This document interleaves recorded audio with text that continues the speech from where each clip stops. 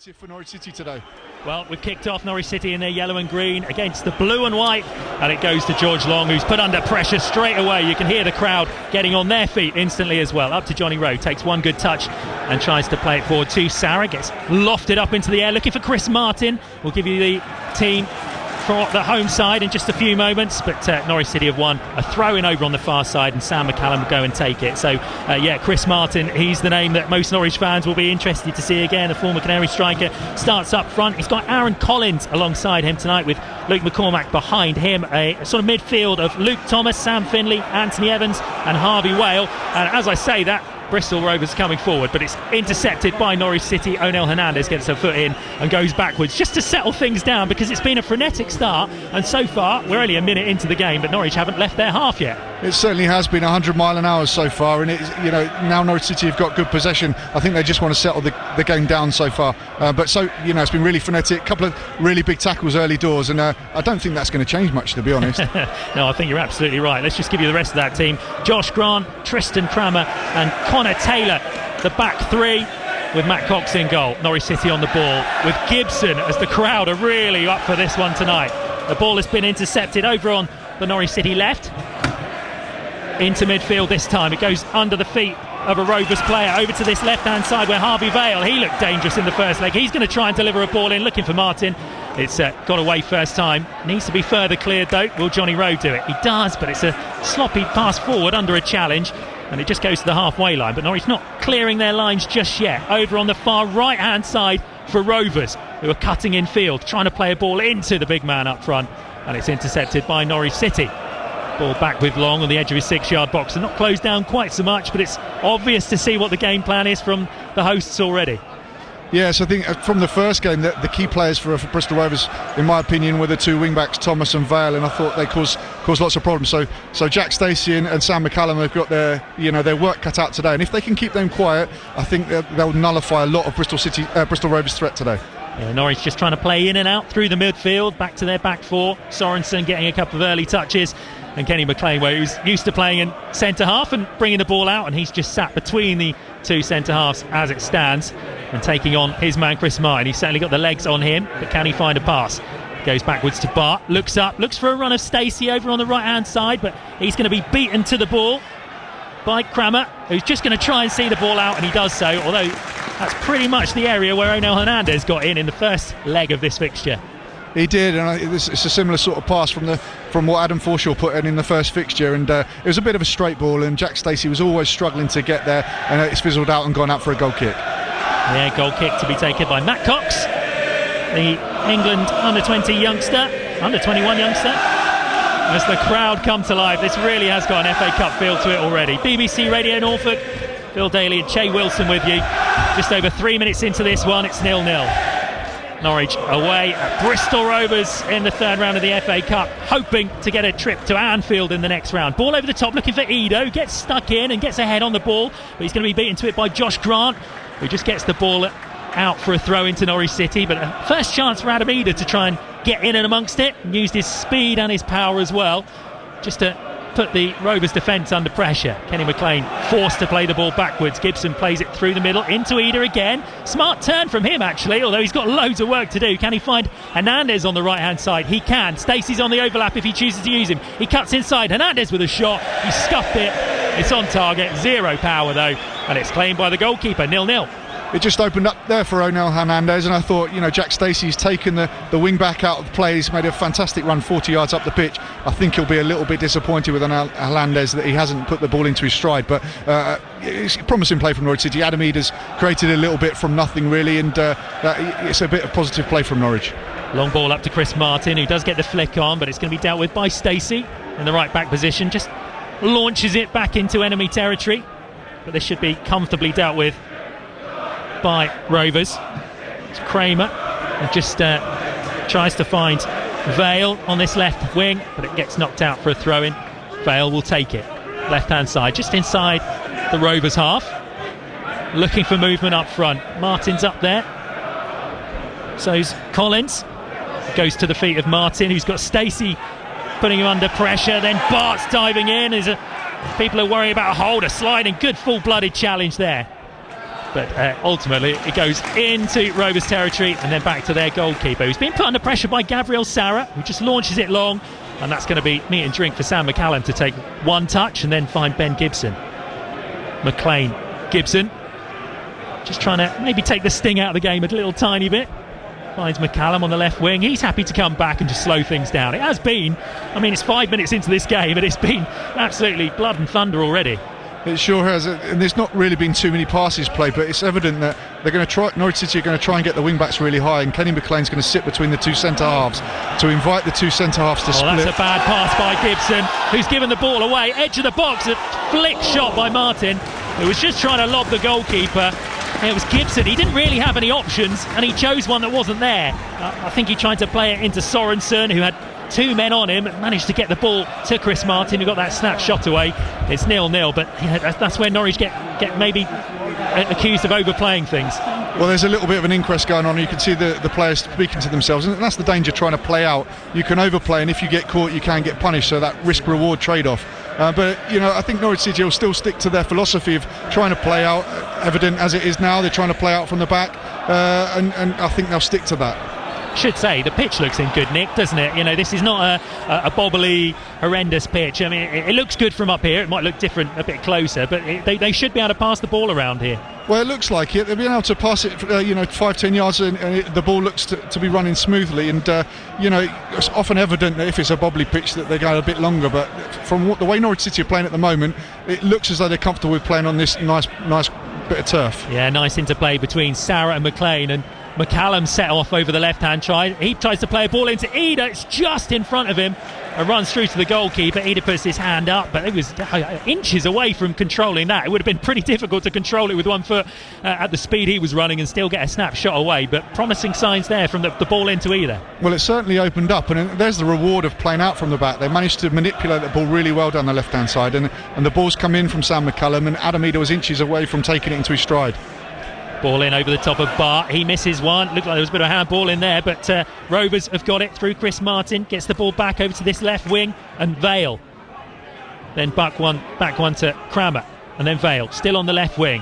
Got Hernandez in front of him. He goes back to Finley, who sprays the ball towards the far post. That is a great ball, and a header onto Long's crossbar, but he does manage to get up there and bring it down. I think that was Luke Thomas, wasn't it? He was getting forward from wing back. We said he was going to be dangerous, and I mean, it would have been quite impressive for him to score from where he was, but he had too much space. He almost had time to bring that ball down. He certainly did, and he's got in quite easily there, and you can see the sort of, with the visual cue was there from Sam Finley. He's opened up, and as soon as he's got his head down, Luke Thomas has made that run, and it was quite a dangerous ball in, and luckily George Long has taken it easily in the end. Evans trying to play the ball in midfield, then there's a tackle in there on Chris Martin, who's ended up on a pile in the floor, and there's a free kick to Bristol Rovers, who have played a couple of nice little passes, a few intricate passes in midfield to get round the Norwich City's midfield, and won themselves a free kick. I mean, this is miles out. This is closer to the halfway line than it is to the 18-yard box, but still they're going to put some of those big bodies forward, including Chris Martin, who's front and centre in more ways than one. Hand in the air. This one's going to be delivered as soon as the referee blows his whistle, which he does. Dinked in towards the penalty spot. Is there a Norwich head on it? It almost is left by everyone, and in the end Jack Stacey can't take any risks. I think it's probably the right decision. Yeah, I think so. He had a player behind him and he had to put it away for a corner, but there was a little bit of indecision, only a split second in the defensive unit from Norwich City, and it's created an opportunity for Bristol Rovers to stick the ball in the box and Rovers to get an attack on goal. Yeah, we can't see the corner quadrant, but I can see two hands in the air from a player who's down there. So this ball is going to be whipped into view in just a second, although I looked to the penalty spot and Sam McCallum is sat on his backside. He got himself up and then went back there very quickly. Chris Martin assisting with him getting down there, but I don't think there's much malice in it. This is all just a bit of argy-bargy. But the referee is going and having a word with Chris Martin, who will be absolutely enjoying this experience, no doubt. Playing against his old side again, and he scored in the last game they played in a 2-1 defeat against Barnsley, so he is definitely their form player. He's going to try and get on the end of this. Corner is played, it's in, although there's players on the floor. Referee says play on, it's headed out and then further cleared by Gabriel Sara. He'll look for Rowe over on the left hand side, but it's going to be brought back by Rovers over on that right hand side. McCormick Tackled by Rowe.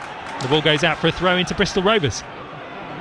McCormick is down on the floor. I think he's had some studs on his foot. When it's this cold, studs on your feet is horrible. Yeah, I think anything, any tap on the toes today are going to be quite painful. So yeah, it was just a challenge from Johnny Rowe, and it wasn't malicious or anything. But he's up now and running about, and I'm sure we'll be fine. Thomas to take the throw. Looking up, looking for options. Norwich well set, nice and organised. Kenny McLean shrugging his shoulders. And it's taken quickly off Johnny Rowe, and then will be cleared by Norwich City, who's looking for Rowe again on the left-hand side. No space for him, put out, throw into Norwich this time. Maybe a chance for them to get the ball down and find a bit more comfort, although there's another ball on the pitch already. So you're going to have to wait for that one to go off before they can play this one back in. Far left-hand side. It's going to be Sam McCallum to take this throw. Looking for the run of Sarah in midfield. Can he take the ball over the top? Can he spray over to Hernandez? He does. One touch for him. Is there space? There's space for Sarah, who gets the ball stuck under his feet, but then does find a ball through over on the right-hand side. But it's played too far ahead of Stacey. And it's into the hands of the goalkeeper. I was just about to say that Gabriel Sarah hasn't really had any impact on the game yet, and he hasn't had much good quality ball into him, but he's managed to find a little pocket of space, and sadly his execution of his pass wasn't very good in the end, but he's managed to find a little pocket between the back four and the holding midfielder Sam Finley, and if he can keep picking the ball up there, I think he's going to cause Bristol Rovers problems tonight. A long ball by Rovers, which gets put back to Grant, one of the three full centre halves, playing up there, playing the ball forward, looking for Collins up front. This is a bit back and forth at the moment, and then launched forward and out for a goal kick to Norwich City. BBC Radio Norfolk, FA Cup third round replay at Bristol Rovers. It's goalless. We're 12 minutes into this replay. Remember, it's extra time and penalties if either side can break the deadlock and win the game tonight. Goal kick taken, short to Bart. Sorensen, Stacey back to Sorensen, then looking forward, close down quickly. Not afraid to press high, are they, the Bristol Rovers? They're not giving Norwich City any time and space to breathe, really, are they? Well, they're not. They're setting traps, and they're encouraging George Long to play it short, and as soon as that ball goes wide to one of the fullbacks or the centre halves, that's their trigger to go and press, and they're really getting after Norwich City and trying to prevent them from playing out. Taylor with the ball over to Vale on this left-hand side, the Bristol left-hand side, and Stacey tried to duck under it and he just caught his head as he ducked under, and gives a throw in a dangerous position to Rovers on the left-hand side. Vale would take it. He's got Kramer behind him, and then of course those options like Chris Martin up front. He plays the ball down the left-hand wing, but it's a foul throw. Don't see many of those, and when you do see them, you barely see them given. In fact, we do see foul throws all the time, but referees very rarely penalise for them. That was quite an obvious one, and Norwich City will get it there. Yes, it's unusual for a professional footballer to give a foul throw, but just looking at the setup there from the throw, and it's sort of been Norwich City's defensive third, and Adam Eder had gone all the way back into that defensive third, so it makes it very difficult if Norwich City regain possession to be able to play high up the pitch. Well, Norwich are just going to have to clear this one and go long and look for Eder, who's got Kramer all over his back. That's going to be a good tussle this evening. And Gabriel Sarah does have a chance to use some quality. Gives it to Sam McCallum, who tries a ball over the top, and it's just stuck for Thomas, who's been dangerous. He's cutting inside. Good challenge by Danny Bart, who was off his feet and almost appealing to the referee, telling it wasn't a foul. But and here's now Johnny Rowe, who's changed gears in the middle of midfield and is getting away. Gives it to Hernandez, and there's just a toe in there from the recovering defender to take it away from Hernandez. That looked like a good break, but great feat by Johnny Rowe in midfield to ride a challenge first of all, take it past another, and then accelerate away. Yes, Johnny Rose, he's managed to manipulate the ball really well in the centre of the park, get away from the Bristol Rovers defender who's physically tried to challenge him. Johnny Rose managed to accelerate away, and it's sort of half opened up for Onel Hernandez, but he couldn't quite take it in his stride. Well, Hernandez does pick up the ball there, sells Sorensen short, and you can't tell he's coming back from injury. He's absolutely charged into that challenge, and he's still on the floor. And Onel Hernandez snaps back as well, as you can hear the crowd on their feet. They're not happy. Free kick to the hosts. But that's what you can see from the reaction from the Bristol Rovers fans. That's what they want. They want full-blooded tackles, and I think we're going to see plenty more of them tonight. Absolutely, yeah. Not that much of a dangerous position, really. Evans is going to take this one. Him and Vale both stood over it. See, all of the Norwich City players are in the defensive third, and I'm just thinking that if the ball goes in and they clear it, they haven't really got an out ball, so they're set up to really defend this. Evans and Vale stood over it. Vale will take it left-footed, curls it in, flicked on towards the edge of the 18-yard box, but well dealt with by Norwich City, and they play that out ball, but as you say, there is no one there to go and get it, so he goes all the way up to Matt Cox, who stood probably 20 yards off his own line. Sam McCallum doesn't deal with that and gives it straight to Thomas, who cuts past one player and then comes across to Crammer, who then will go over to this left-hand side and find Vale, the fullback. One fullback to the other, essentially. Vale is going to try and take on Hernandez and Sarah, but then it's delivered by Kramer into the centre of the box. It's now just looped up in the air by McCallum, who will deal with it a second time. No, he won't. He misses it. Then finally, third time of asking, gets it up the pitch and out. They were looking for Chris Martin, you'll be surprised to hear, in the box, who had a Norwich City sandwich, if you like. One man in front and one behind, and ultimately they did enough.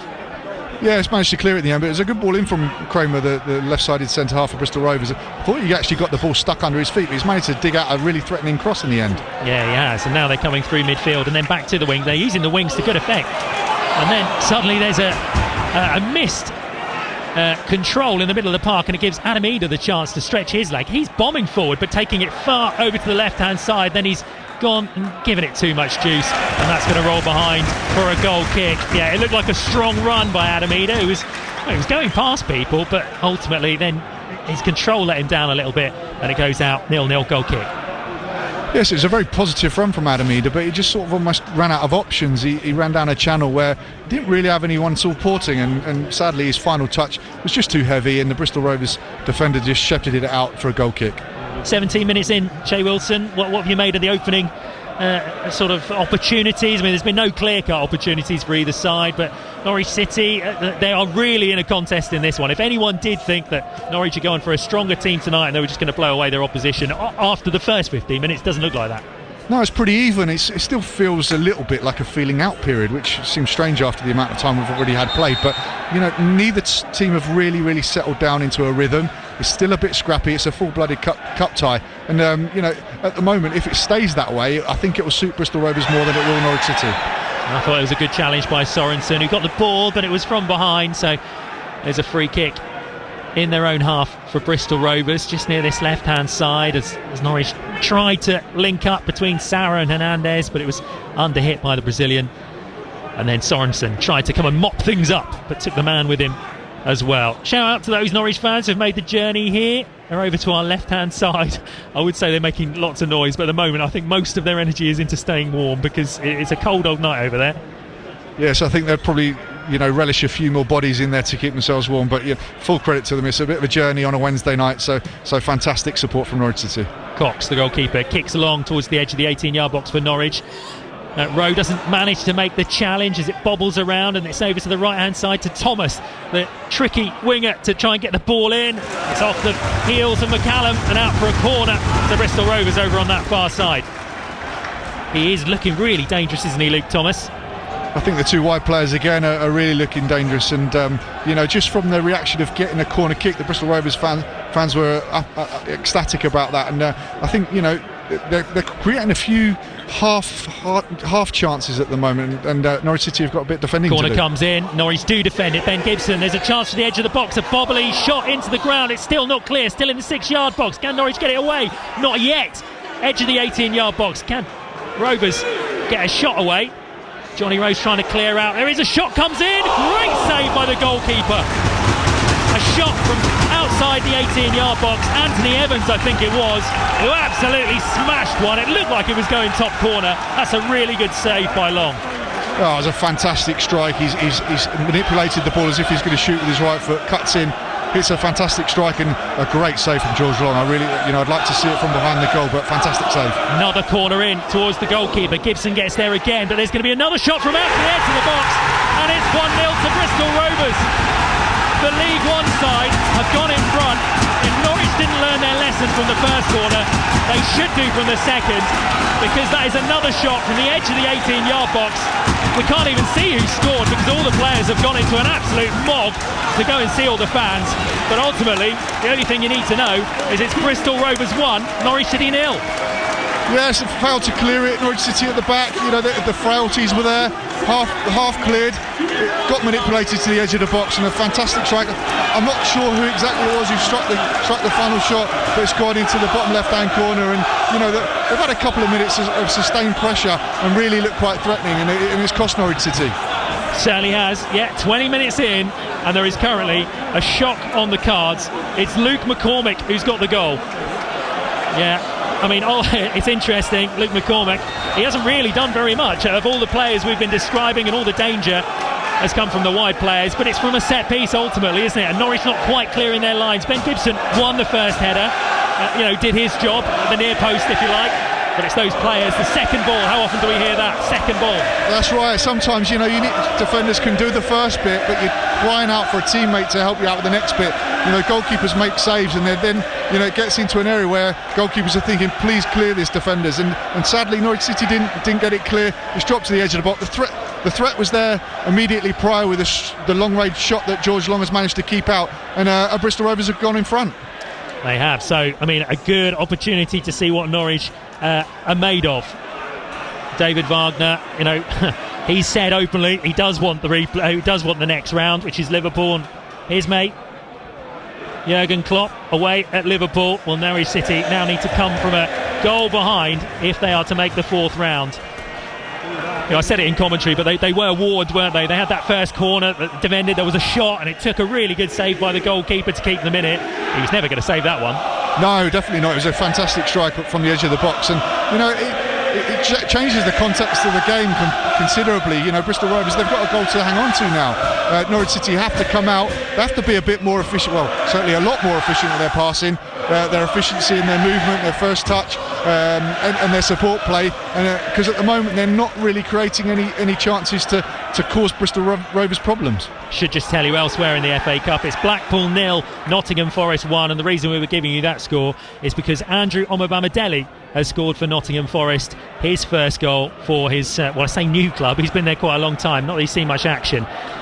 But it is his old club that we're more concerned about at the moment here on BBC Radio Norfolk. Norwich City a goal down after 20 minutes against the side. Well, they're level pegging. They're 11th in League One. Norwich City 11th in the Championship. Now, it has to be said, and I'm sure David Wagner won't say this is an excuse afterwards. The league is the priority. But, let's be honest, they should be doing better tonight. Yeah, being honest, they should, and it's easy to say that sort of thing when you lose a cup game. The league's priority, and not pass the buck, but put the emphasis on something else. So, but they certainly need to do better. Bristol Rovers, there's been a couple of glimpses where they might have been caught out, but they've been relatively comfortable so far. Certainly have, and it looks like Onel Hernandez has swapped sides. Him and Johnny Rowe have just decided to have a little switch to see if they get any better joy over there, but as it stands, they've just given the ball back to Rovers. And Vale launches it into the channel, looking for a willing runner. Can Danny Bart do the business? Really good defending by him. He had a player between him and his goalkeeper, but looped it up into the air with his head so the goalkeeper could clutch it. That was really calm defending, considering what's just happened a few seconds earlier. It was, and he's done really well. Chance here for Norwich City. Onel might get his chance over on that left wing. Onel Hernandez tries to take it past his man. It's defended as he won a corner. He has. Norwich City's first corner of the game, and maybe a chance to hit back quickly. That's right, but it appeared to me as if it was a chance to just put the ball in the box. Strikers are crying out for crosses into the box, and when wingers and fullbacks turn down that opportunity, they can ask questions, and they've got a corner out of it, so maybe something will come from this. Yeah, I think it looks like Gabriel Serra on the far side who's going to take this one with his left foot, curling away from the goalkeeper. Ball comes in, it's headed away by a blue and white shirt. Jonathan Rowe will pick it up though. He's considerably outside the box and has to go backwards to Stacey, who's inside the centre circle. He runs it forward as every other Norwich player is up. Sarah still on the left hand side, gets the ball in almost to Ida, who was waiting for it in the 6-yard box, and a good sliding challenge from the defender to stop him making it to him. Oh, it's fantastic defending. I think it was Connor Taylor in the centre half position. It's one of those that you slide it in towards your goal and you can easily put the ball in the back of your own net. So great defending from the Rovers centre half. Ida is the only Norwich City player anywhere near the 6-yard box. Nearly everyone is outside, and now we see there's a player down as well. I think that's Danny Bart, is it? Who's down, sat on his backside? Well, I think so.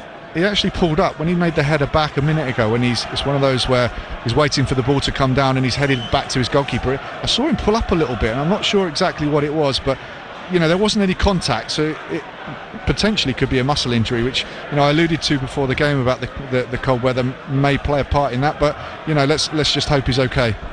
Yeah, certainly. Let's just let's have a quick look at the team sheet, because I'm not sure that actually Norwich City are that flush for centre halves on the bench.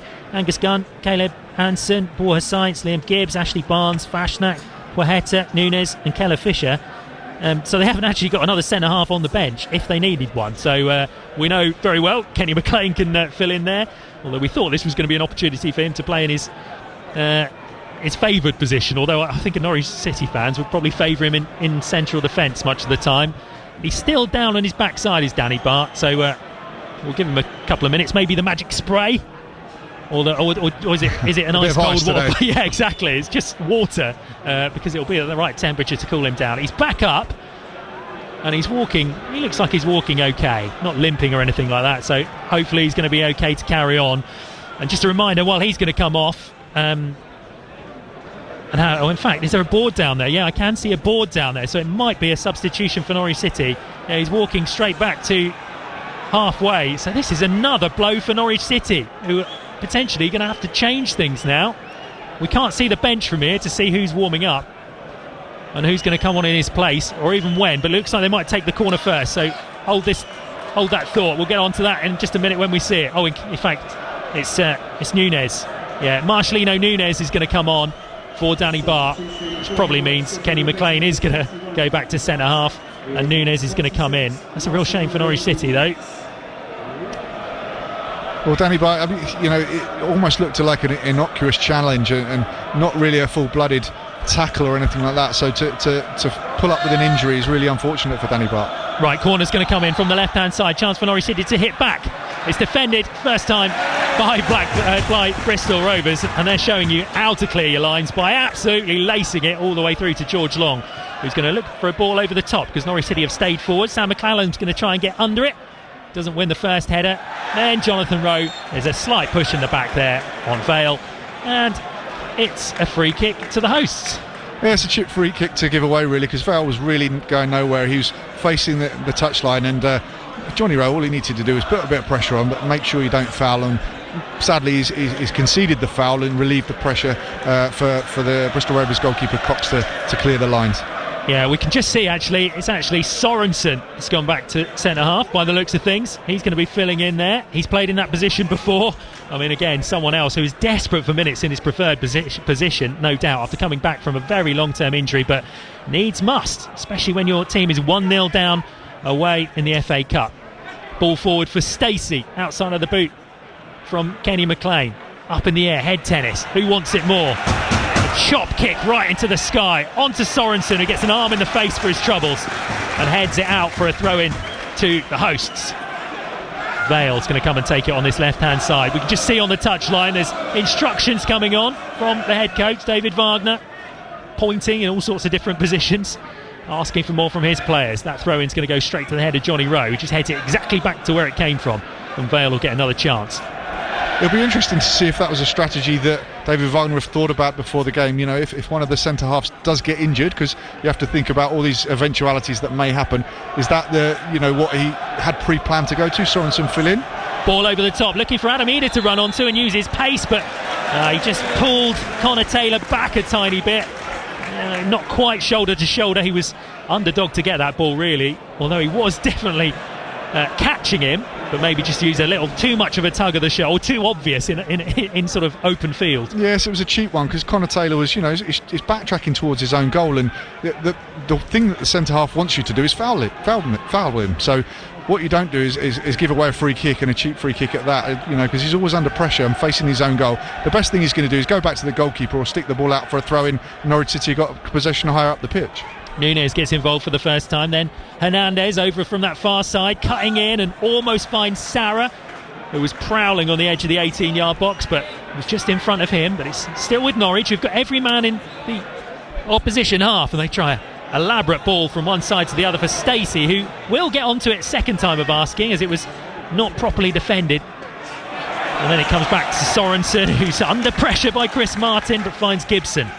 And now Norwich City will try and build again. McLean crosses the halfway line, just to the left-hand side of the centre circle. Into Hernandez, and then out to Sarah on the left, who gets the ball in, looking for Adamida, who misses his kick on the edge of the 6-yard box. I'm not sure whether he was trying to shoot or bring it down. I thought he was trying to control it, but it just comes off his shin. I mean, I wonder whether he thought he was offside, because there was no defender anywhere near him in the end. I initially thought he wasn't going to catch up to it, but he did. He seemed to catch it comfortably, but then didn't do anything with it. Yeah, there was certainly a lot of indecision. It was almost like I thought he was going to hit it first time, and then he looked as though he was going to bring it down, and he was caught between the two, and in the end he did neither, and it's gone out for a goal kick. But a great ball in from Sam McCallum, and Adam Meader's managed to get loads of space because none of the Rovers defenders went with him. Yeah, great ball in from that far side, as you say, but Norwich not able to capitalise on it on that occasion. But still, a chance, even if it was a half chance for Norwich City. They haven't had many so far. BBC Radio Norfolk, just a reminder, Norwich City a goal down in this one, as McCormick scored after 20 minutes. A really good shot on the edge of the 18-yard box. Goalkeeper Long didn't really stand a chance. Vale has got a throw in for Rovers on halfway, on this left-hand touchline. Looks up, looks for options. Collins, and Martin is up there. Martin doesn't win the ball, but certainly gets Rowe out of the way. And then Norwich just lump it back towards the goalkeeper, Matt Cox.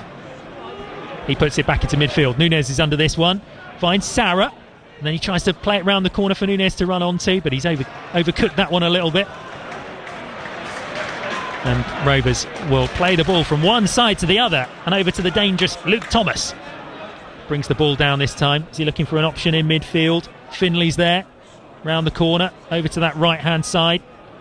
Evans is there. He tries a ball over the top, looking for Martin over on the touchline. And just forces Ben Gibson to make a decision and put it out for a throw-in, level with the edge of the 18-yard box.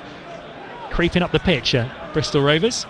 That's a similar incident what I just alluded to with Adamida a minute ago. Sorensen Ben Gibson was struggling. Chris Martin didn't foul him.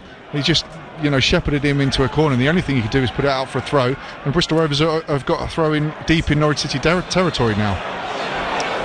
Well, I don't know. That was another foul throw over that far side, or whether it's another foul throw.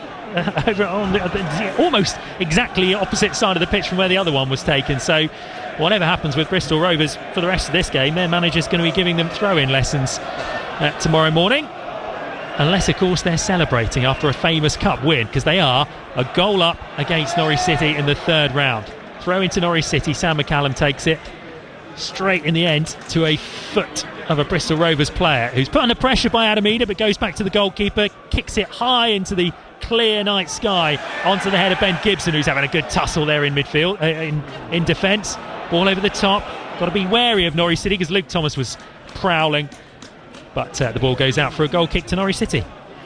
As alluded to earlier, I think Norwich City have got to try and keep Harvey Vale and Luke Thomas, the Bristol Rovers wing backs, almost playing as defenders in a back five for Bristol Rovers.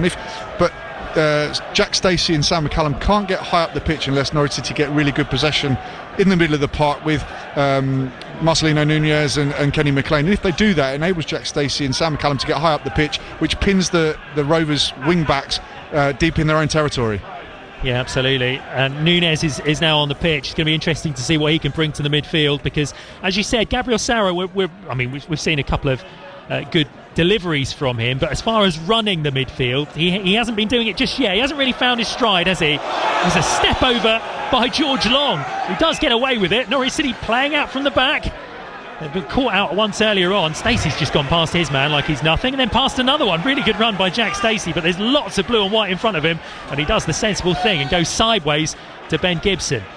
He's done so well to come out of that pocket there, I thought, Jack Stacey, because the Rovers players were after him. The ball coming to his feet, they're going at him at 100 mile an hour to win the ball back, and he's managed to manipulate the ball out of a really tight area really well.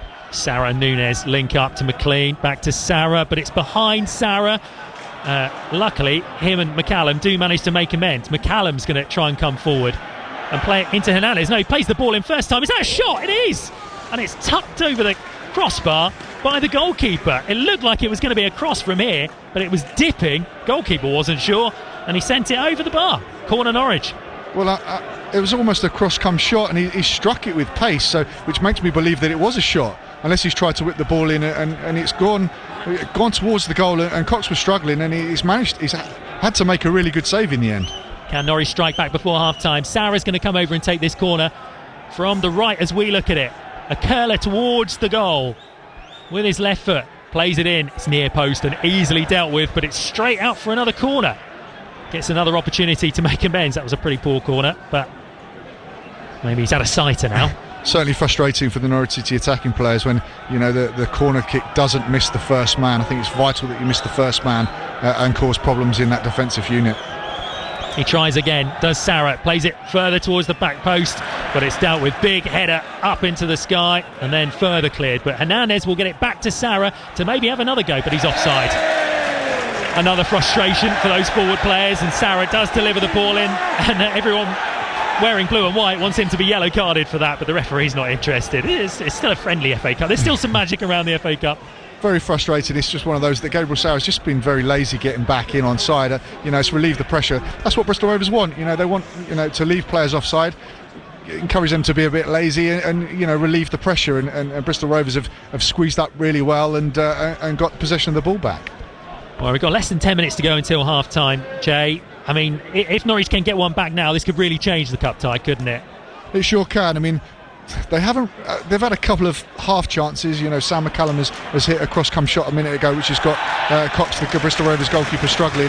And Adam Eder had a half chance earlier, but other than that, they haven't really carved the Bristol Rovers back three / back five open at all. So, you know, I think there's certainly a lot of work to do. I mean, I know we're only 36 minutes into the game, but Norwich City have got some work to do to try and open up this Bristol Rovers defence. Yeah, they tried to go forward through Adam Eder on the left-hand side, but just leaned on his man a little bit too much. And it's another free kick for the goalkeeper, Matt Cox. He's well outside his area to take this one, to smash it long, looking for the big head of Chris Martin. Collins near him as well.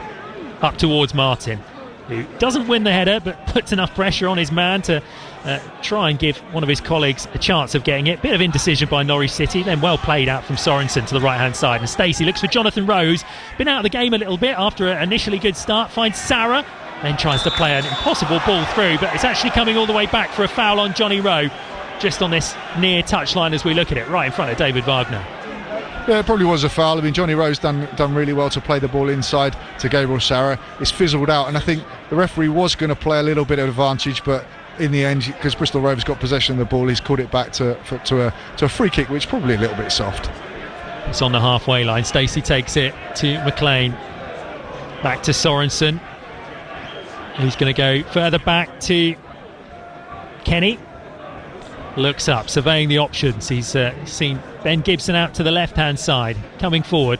Loads of space on the left-hand side for Sam McCallum, who delivers the ball in first time, looking for Eder, then it's headed away out as far as the 18-yard box. Hernandez will get it back and then try and find McCallum. There's a defender in there which gets the ball out. There'll be a throw-in on the far side. That was a nice, quick, early ball in. Norwich City sometimes overplay the ball, even when they're going forward as well, but McCallum put it in first time, and had it not been for some decent defending, organised defending, that could have fallen to Adam Eder. That's right, 2 passes and the ball's in the box, and sometimes, you know, a long pass of 50 yards is a really good ball, and Sam McCallum's put a ball into the box and caused some hesitation in the Bristol Rovers back. He's got a long throw on him as well, and there's a flick on by Gibson, I think it was, and a flick on into the goalkeeper's hands. The goalkeeper just throws himself on the floor just to make sure everyone knows that he's got the ball and everyone can get out. But yeah, I'd sort of forgotten he had that in his locker, Sam McCallum, and it's a decent weapon. It was an alright flick on as well by Gibson, just no one sort of standing on the goalkeeper's toes to nod it in. That's right, it was a really long throw, you know, it went straight into the 6-yard box, and you know, those throw-ins are very difficult for centre-halves if they're a bit flatter, because you can't leap over centre-forwards and attacking players, and you can't climb on people, whereas if it's a bit more looped, you can get up and rise and head it. So if you can keep them flat, I think there's going to be a plus point for Norwich. Gibson with the ball over the top, looking for Gabriel Sarah to run onto. The defender, Josh Grant, is back there and does enough. I think he touched it backwards. It was going to go out for a corner, but he just gets it out for a throw-in. Almost in exactly the same spot where Sam McCallum launched one a few moments ago. So he goes over there again. but Norwich have had a couple of bits of joy just from longer passes, which, you know, might stretch the pitch and the Rovers defenders are backtracking. Then they start to drop a little bit and then Norwich City can play in front of them. Throw in by McCallum, headed by Gibson, but he's climbing all over his man on that occasion. And it's another free kick. And Norwich have given away a lot of free kicks in this first half. I don't know what the stats are, but they've sort of let Rovers off the hook, if you like, on a number of occasions. They have, and Rovers have been in a few occasions where, you know, they're crying out, please foul me, because it relieves pressure from me. So, you know, if Norwich City can keep those free kicks to a minimum, you know, and try and create a little bit more pressure on that back line in the midfield unit of Bristol Rovers, they'll have a little bit more joy. But it's really important to not give away cheap free kicks. Certainly is. Yeah, we've just seen the stats in front of us and they back us up, which is always nice when you get something right. Kick taken long over the head of everyone and out for a throw in to Norwich City over on the far left hand side as we look at it. The Canaries a goal behind, less than 5 minutes to go until half time. McCallum's going to take this one inside his own half, goes looking for Sorensen, who's playing centre half after that injury to Danny Bart. Rowe tries to play a ball around the corner, which McCallum does really well to get anything on the first time round. Then there's a coming together. That did look like a foul, but the referee said play on. Nunes is going to try and get them going. Hernandez is over on the left-hand side. Rides a challenge and gets his head down and drives forward on the left-hand side. Finds Sarah more central, then Jonathan Rowe. Then back to Nunes, who hasn't really got an option, so he gives it to McLean, who goes left corner of the 18-yard box, then leaves it to McCallum to deliver low and flat, and it's defended and out for a corner. Norwich City building before half time, starting to increase the pressure a little bit, Norwich City, but I thought the ball was manipulated from the left hand side into the central area. I thought they could have just helped it on onto the right hand side where Jack Stacey had sort of broken his neck really to make a run on the outside of the right, and they neglected him and went back out the left. But Sam McCallum's put a reasonable ball into the box, but defended well from I think it was Connor Taylor again. Sam Finley has obviously said something to the referee, because he's just got himself in the book and it didn't look like there was anything on the ball. So anyway, aside from that, corner to Norwich City. Sarah takes it over from the right hand side. It's over everybody. It wasn't Sarah who was taking it, sorry, it was Nunes. Sarah's on the ball now on this right hand side. His cross is blocked and then it's cleared, and there might be a little charge on here by the hosts. Aaron Collins is he's got a lot of yellow shirts in front of him, but there's now support. Thomas, and then more support behind him, and after that initial break forward they're happy to go backwards. They know they're in front with just a few minutes of this half left. And it's Taylor, the centre half. Grant further right, looks for a ball through, well intercepted by Sam McCallum, who's got some studs on his foot for his trouble, but Norwich have got the ball.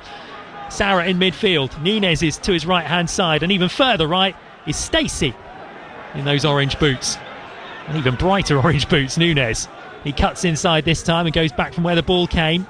That's where Kenny McLean is. Space over on the left hand side to Sam McCallum. There was even more space for Hernandez, which was probably the right ball, and it's now Bristol Rovers that come forward. Finley, fresh from his yellow card, busy in midfield. Josh Grant.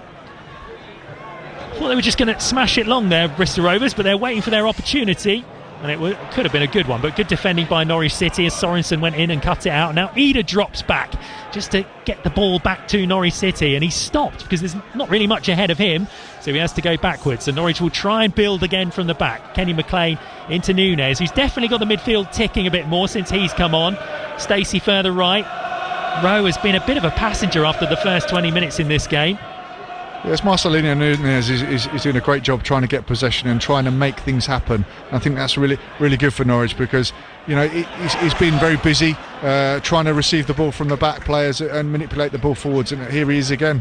Certainly is. There's space over on the left hand side for McCallum, who gets another ball in early, looking for Adamida. He's made the run, but it's well defended by Taylor, who's now under a bit of pressure, and just plays the ball out to Nunes, who lets the ball go under his studs. And it will now be Collins who retains the ball. There's space over on the left hand side for Vale, the dangerous Vale we should say, up against Jack Stacey, who defends really well. Just waited for his opportunity and then has the sense to play the ball for Johnny Rowe, who goes past one man. Great feet by Rowe, and is then pushed over on the ball. How is that not a foul? But it hasn't been given, and Rovers will see this as a chance. Finley and then Vale again. Rowe has just about got off the floor, and then there's a run down the left wing for Rovers. McCormick, the goal scorer, who's put under pressure by Nunes, and the ball goes out for a throw-in. Jonathan Rowe now having real words with the referee. I think he's a little bit frustrated. I think he should have had a free kick. Sadly, the pass from Jack Stacey did fantastic, but the pass to Jonathan Rowe just didn't have enough pace on it, and Jonathan Rowe was waiting for it. If it had a little bit more pace on it into the space in front of him, I think Jonathan Rowe would have really stretched his legs and really attacked the Bristol Rovers defence. Right, 3 minutes to go here on BBC Radio Norfolk, and Norwich City a goal down in the third round replay in the FA Cup away at League One side Bristol Rovers. McCormick scoring after 20 minutes. Norwich didn't deal with the corner properly, and then a brilliant shot really from around 18 yards out. George Long, the goalkeeper, who pulled off a brilliant save just moments before. No chance with that one. Norwich City now defending the ball inside their own final third, and they might be made to pay further. There's a chance here on the edge of the box, and it should be 2-0, but it's not. That was a brilliant opportunity for the hosts to put this one to bed before half-time almost.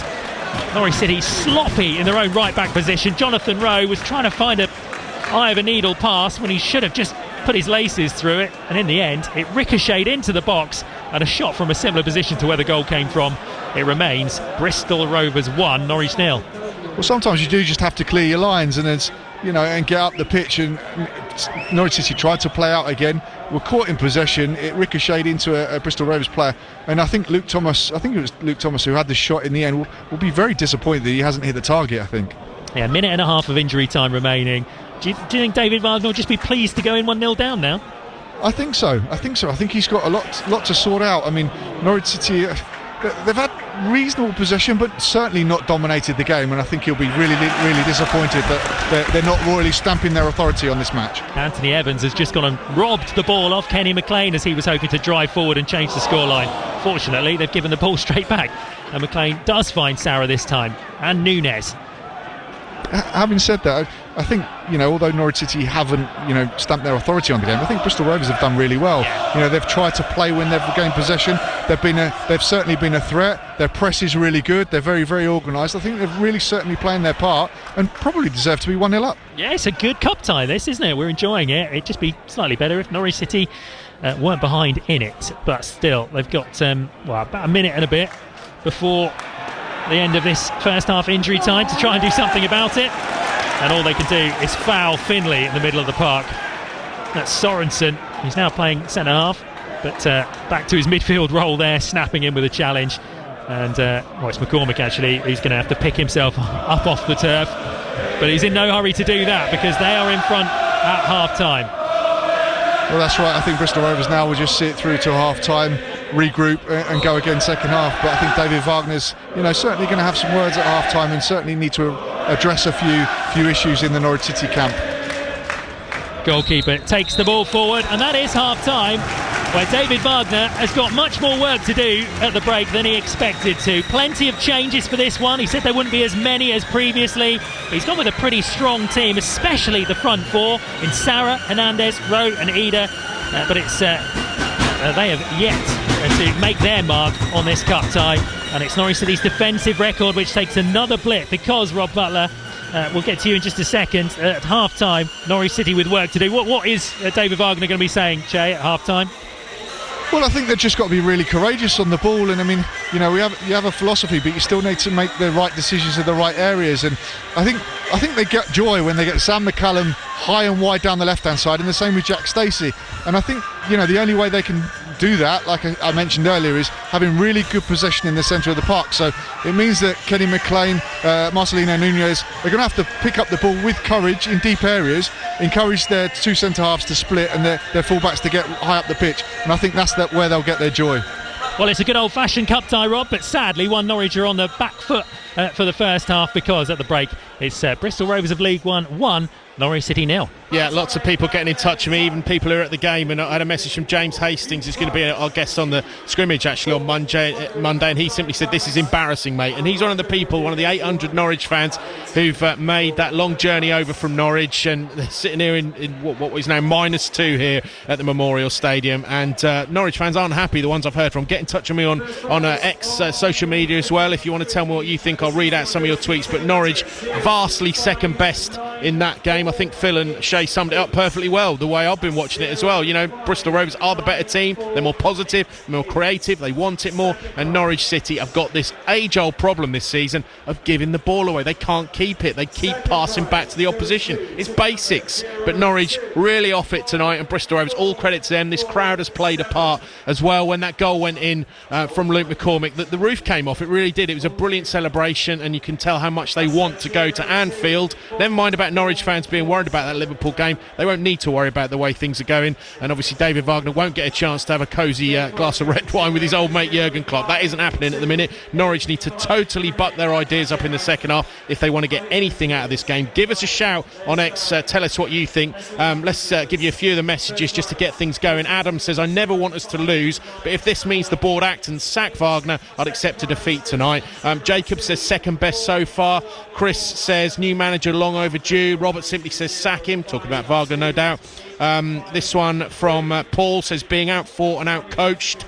Clobo says this team doesn't deserve those 800 heroes tonight. That's the 800 fans he's talking about. And this one from Robert, he says sack him and make him catch the train home. Lots of people still calling for Wagner's sacking at half time of this game. That's how bad things are. Ben says Wagner has to go. Simple as that. This squad is capable of more. Tonight's team is capable of more. And I think that's the big point, is that Norwich didn't put a weak team out tonight. They put a strong team. They've got the likes of Kenny McLean, who's heading to the Euros with Scotland. You've got Gabriel Sara, Norwich's best player.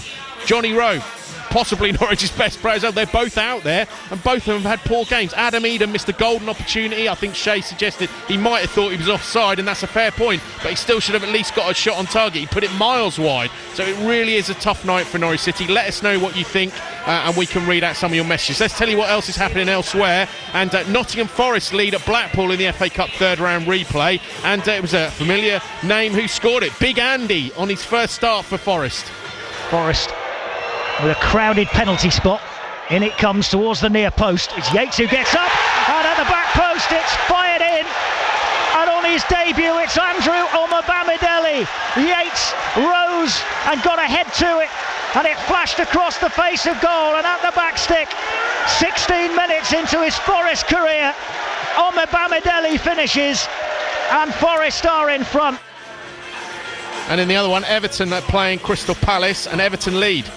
Free kick taken by Gomez! Yes! It's a fabulous free kick from Andre Gomez, right-footed like a rocket shot, and it cannoned in off the inside of the post as Sam Johnston dived away to his left-hand side. 42 minutes gone at Goodison Park.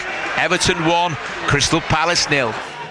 And that is how it stays at half-time. Everton lead Palace by 1-0. So keep your thoughts coming in on this game. Bristol Rovers 1, Norwich City 0. A really poor first half performance from Norwich City. Even if this was a league game and Norwich are playing a team in the same league, I think fans would be disappointed. But bearing in mind, Bristol Rovers, no disrespect to them, but they are 11th in League One. You at least expect Norwich to be on the front foot here, and they certainly are not. What do you think? Get in touch. We'd love to hear from you. #Canary Call. Let's step away from the football, though, now and head to somewhere I love to go. Hopton-on-Sea, the Bowls, the World Bowls Championship, the Indoor Championship, and Norfolk's hopes of success at Potters rest entirely on Catherine Rednall after she beat Nicole Rogers to reach the ladies singles final. Earlier, Fakenham's Mervyn King was knocked out in the last 16 of the open singles, losing to world number 2 Les Gillett. In a closely fought game between two former world champions, Gillett took the first set 8-7, and with his last bowl of the last end, and in second, Merv needed 4 from the last end to force a tie-break, but came up just short, and that's really disappointing for Merv, who's a top man. He spoke to Joe Dean after the defeat. Disappointing how I played overall, really. I put too many short bowls. The green was just, well, I just can't find it. It's just pushy and stop when you think you're good, and you know, we both found the same, to be honest, and we're both playing with swingy bowls, and he didn't really. Les did a bit more, but he's left-handed and he got more bend out of the swingier side, I think. But overall, obviously disappointed. Should have probably won the first set, and be honest, nearly won the second set. Tied the second set in the end. So if I'd have won that first set, I know Les had another bowl, so that could have been. He could have got it. He went through the hole his third. So I thought I was close in my last, and I just got into it and held past. So yeah, disappointed, but more disappointed because I just don't feel good. And if I, when you don't feel well, it's always hard. But I'm not using that as an excuse. I lost, and that's it. So onwards and upwards. I think I've got enough. Well, I've got enough points to keep the top 16, so I'll be back next year and give another crack, hopefully. For that first set in particular, we got to 7-7 for the last end as well, and he just got that, his last ball got in, and it could have been so different. Oh, he did, yeah. I mean, I drew the shot, and that's my third bowl. I should have closed it off, and I changed my hand, and I had to get round a short bowl. I just the different paces on the different lines is unbelievable. Make you look an idiot, and to be honest, I've been look an idiot at times. You know, when you think you're good and you're not, and it's hard, and you know, you just got to keep focused and keep plodding away, and I did, and you know, could have nearly got there.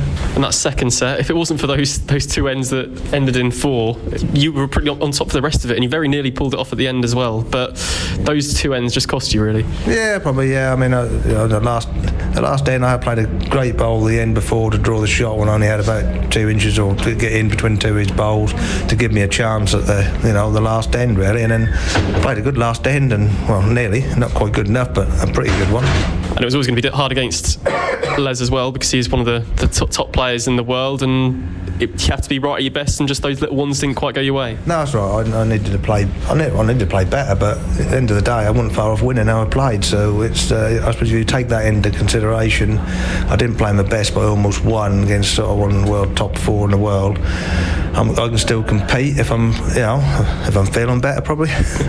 And yeah, just talk about how difficult has that been for last. You said just before Christmas, you sort of been feeling rough, and it's for a bowls player, it's probably the worst time to get this sort of thing. Oh yeah, there's so much of it about. I mean, you know, you're playing in there. We ought to be sponsored by Lemsip, I think. You know, it's unreal. It just I thought I'd got COVID, but I hadn't. I tested loads of times, hadn't got that, but that just kept. I've had 2 lots of antibiotics. I just keep going, and it comes back again, and it's horrible, and just want to get over this really. But you'll be back next year. I'll be back. Mervyn King, one of Norfolk's greatest sportsmen there, and I mean that because he's a former world champion at the World Indoor Bowls. He's out of this year's tournament, but we still got Catherine Rednall left, and of course there will be coverage of on BBC Two of that match. Catherine Rednall in the ladies singles final, an amazing player, one of the best female bowls players of all time, and she's here relocated from Suffolk to Norfolk, so we claim her as our own now. So hopefully Catherine can get the business done tomorrow. Now, just a bit more a cheerful story for Norwich City fans, because on the scrimmage this week we spoke about Norwich City's top scorer Jonathan Rowe. He's been getting rave reviews, of course, on the pitch this season, and even from supporters as well of the teams he's scoring against. The 20-year-old was on target during that 2-1 win at Hull on Friday night with a brilliant individual goal.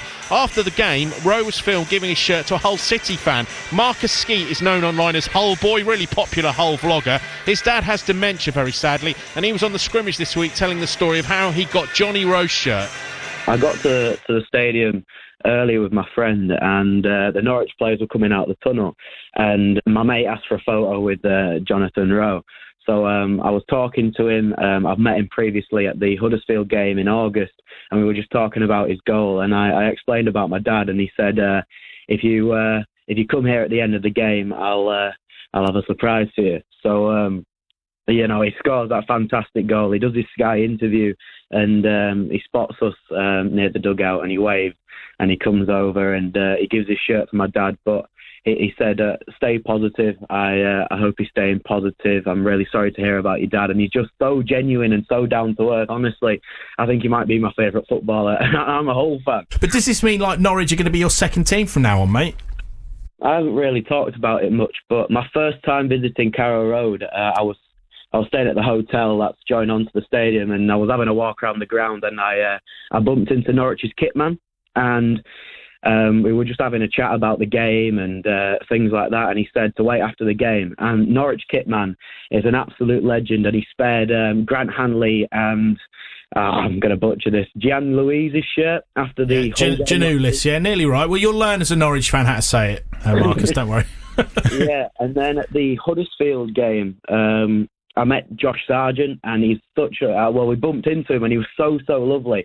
And he's a big family man. He loves his family, so we were just having a chat about all things, because I'm a massive fan of Josh Sargent, and he spared his shirt after the Huddersfield game, even after coming off injured within the first 15 minutes. I mean, honestly, Norwich as a club, the fans, the staff, the players, everybody's so down to earth, and genuinely I feel at home if I ever go to Carrow Road. It's genuinely such a warm place. Honestly, I just love Norwich City. Marcus, this leads nicely on to the big question for you, my man. Now, I know you're young and you've got your life ahead of you, but I think you need to get rid of Hull. Just stop. Just stop supporting them. You lost on Friday night, mate. Obviously the better team won that. Obviously, wink, wink, nudge, nudge, ha ha. Is there a chance that you could switch allegiances full time to be a fully fledged Norwich City supporter? Probably not. But honestly, I'll always be rooting for Norwich now. Obviously, when Hull play them, I'll always be backing my team. I've supported them since I was a child, but. Norwich as a club, I wish them all the best. Ever since I first visited Carrow Road and seeing Norfolk and exploring the city with my parents, and my dad loves the place as well. We want to go every time Hull are playing Norwich at Carrow Road. We want to stay in that hotel and just spend a few days in Norwich because the people are so lovely, honestly. I know it's not a question to ask, but I love the place. And we love him too. Hull boy Marcus Ski, a well-known Hull City vlogger, and he was treated to a shirt from Jonathan Rowe for his dad, who sadly has dementia, and a brilliant lad he is. And watch his stuff on YouTube. Even if you're not a Hull fan, he's so good, and we're delighted to have him on Scrimmage this week, me and Chris Reeve, and it was a really cracking show. Even though I do say so myself, we had Andy Wall on as well, who lots of you will know. When Jonathan Rowe popped a goal in against Hull on the first day of the season, very sadly, Andy Wall, who's a big Norwich City fan, suffered a cardiac arrest. Thankfully, due to the actions of some amazing NHS helpers and paramedics and various other people, and people at the Norwich City Football Club as well, he is okay and on the mend. It's an incredible story, and Andy has become a bit of a mate of mine now, so hello Andy if you're listening, and he's an absolutely brilliant person to talk to. So make sure you download the Scrimmage podcast wherever you get your podcasts. Wait till this game's finished, and maybe that'll cheer you up after a dismal performance for Norwich City. But there is still 45 minutes to go, Phil Daly. Let's just read a few more of your tweets. Gaz says, different week, same lacklustre performance and tactics. We cannot see out of the season with Wagner and destroy any confidence, if any, that's left in the team for next season, and the board have to act now. Shameful. Should pay back the travelling fans for tonight. Well, it's not over yet, but it's difficult. Sue Reeve, well, she says she's watching the Africa Cup of Nations game, which is more entertaining than the Norwich performance. I've been tuning into a few of those. They've been good. Poor old Chris Hughes, Ghana, they got beat by Cape Verde. She says our team are so poor, so disappointing. And a couple more. All I can think is how absolutely freezing cold I am, says Rich. Stood here watching this mess. He's obviously here. This team have done nothing to warm me up. So those Norwich players are back out on the pitch. Let's be honest, Phil, if Norwich don't change how they've been playing and start getting their foot on the ball and keeping the ball and being a bit more positive, they will be out of the FA Cup in about 45 minutes time. Yeah, absolutely. I've just been speaking to a BBC colleague to my right-hand side who was saying that, do you know what, Bristol Rovers just look a lot more hungry. They look like they really want it. And that's what you get in the FA Cup. But, we asked Paddy Davitt, who was in the press conference yesterday. You were at the press conference yesterday. David Wagner was pretty clear that, he really wanted to be in the hat for the next round. There was no sort of excuses. He wasn't saying the league's the priority. He wanted to be there. I don't really feel like the players have looked like... there was a couple of thunderous challenges in the first 5 minutes. But after that, there hasn't really been the quality to go with it. It's all well and good, isn't it, saying we're playing a League One team. We need to make sure we're first to every challenge and get stuck in and all that. Well, they're a championship side with some really quality players, and they need to start showing that. And you're absolutely right, they haven't been. The fans who've made the very long journey across the country, it is freezing cold, deserve a bit better. I don't think we're going to see any changes at half-time. Maybe David Wagner has said, you've got 10 minutes to prove you need to be on the pitch and stay there. Yeah, I just did a quick count up. Yeah, no changes. Only that one for Norwich. Danny Barr had to go off for Nunez, so it's Jakob Sorensen who's at centre-back. But yeah, the ball just going on the spot. So we're ready for this. Bristol Rovers 1, Norwich City 0. Can Norwich actually start playing and keep in the FA Cup? We shall see. Back to your commentary team, the former Bristol Rovers and Norwich City defender, Shay Wilson and Phil. Thank you very much, Rob. And we are just waiting for the players to kick off, although it's normally nice to wait until the loudspeaker has finished first, because all the players are on the pitch ready to go. Referee's about to blow his whistle, but they haven't quite turned the music off yet, and that is probably because the home fans are enjoying themselves. They're really enjoying this FA Cup atmosphere because it's going their way so far. BBC Radio Norfolk, full second half commentary coming your way as they do kick off Bristol Rovers kicking left to right in this second half. Norwich City in their home yellow and green strip with work to do, Jay Wilson, because, actually, what do you think the manager, head coach would have said at half-time? I think obviously he would have made a few tactical tweaks, I think. However, I think the main message at half-time would have literally been just up it, have a go. I can accept losing, but if we're going to lose in the right way, and that means giving 100%, being really energetic. We're going to fly into tackles, we're going to put pressure on them, and just do the fundamental aspects right, which, Norwich they're being put under pressure early on inside their own box. Sorry to cut in, but no Jack problem. Stacey had to have a sliding challenge almost in the 6-yard box to make sure they weren't further behind. Yeah, that's right. I mean, he's defended it well in the end, but just going back, I think you just need more out of everybody.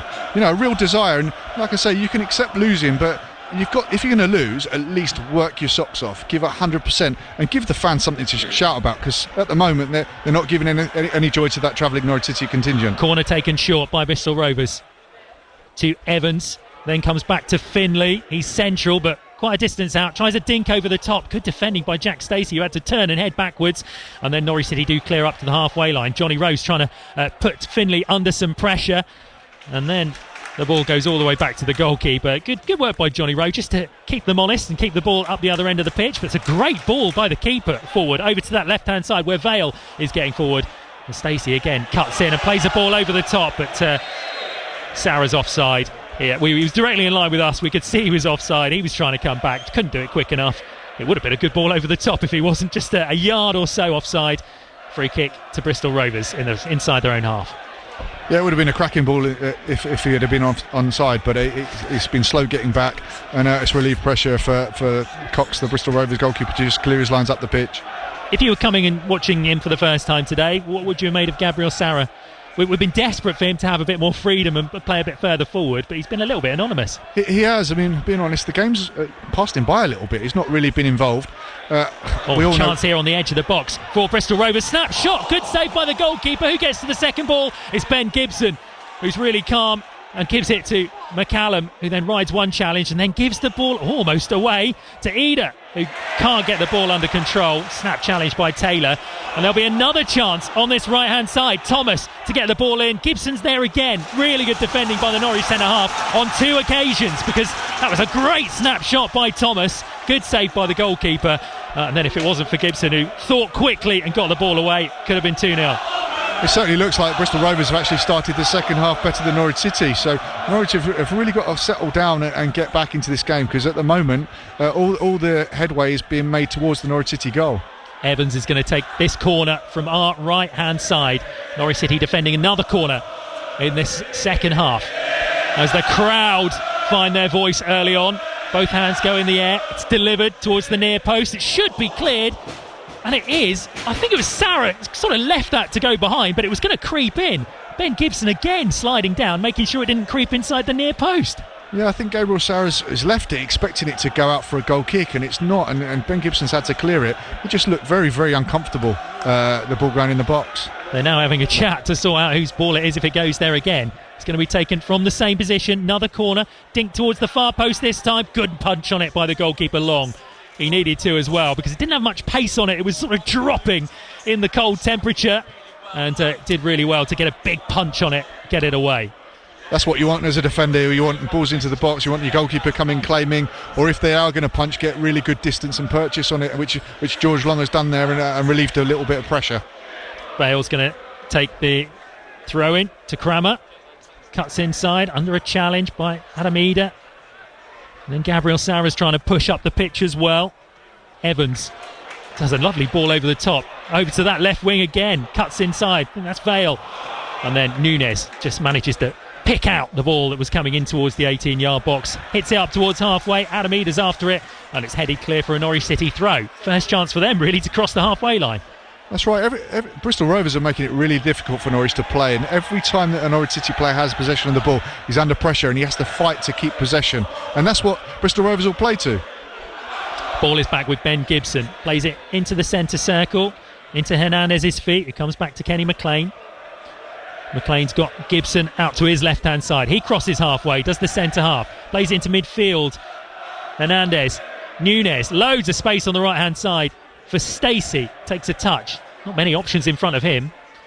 He has to come backwards, looking for more options. Still not very much near him. He's got two blue shirts in front of him, so has to go sideways. Comes all the way back to halfway, and McLean. And then Hernandez, who's found himself on the left wing. Back into Núñez, more central. This is more patient by Norwich City. Núñez.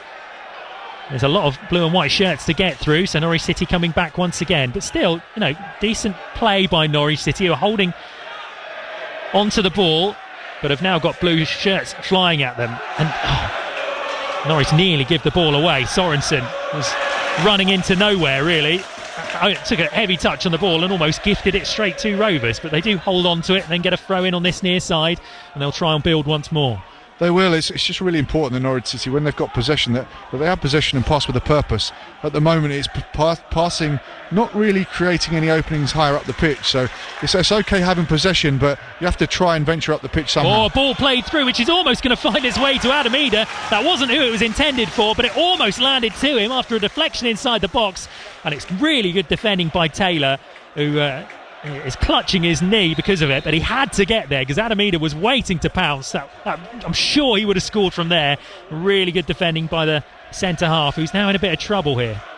Yes, I don't think it was the intending target into Adamida, but Connor Taylor has managed to defend it and concede a corner. So good play, half chance, but half a chance that, as we say, Adamida wasn't the intended target, but it almost fell to his feet. Sarah's going to take the corner in front of the Norwich fans, plays it in. Is there a flicked-on header? Is there half a chance here for Norwich City because they haven't quite cleared their lines of Rovers? But it is half cleared. Can Norwich City get it back? Sarah on this left-hand side will deliver towards the far post. Ida with a header. Oh, it's good defending.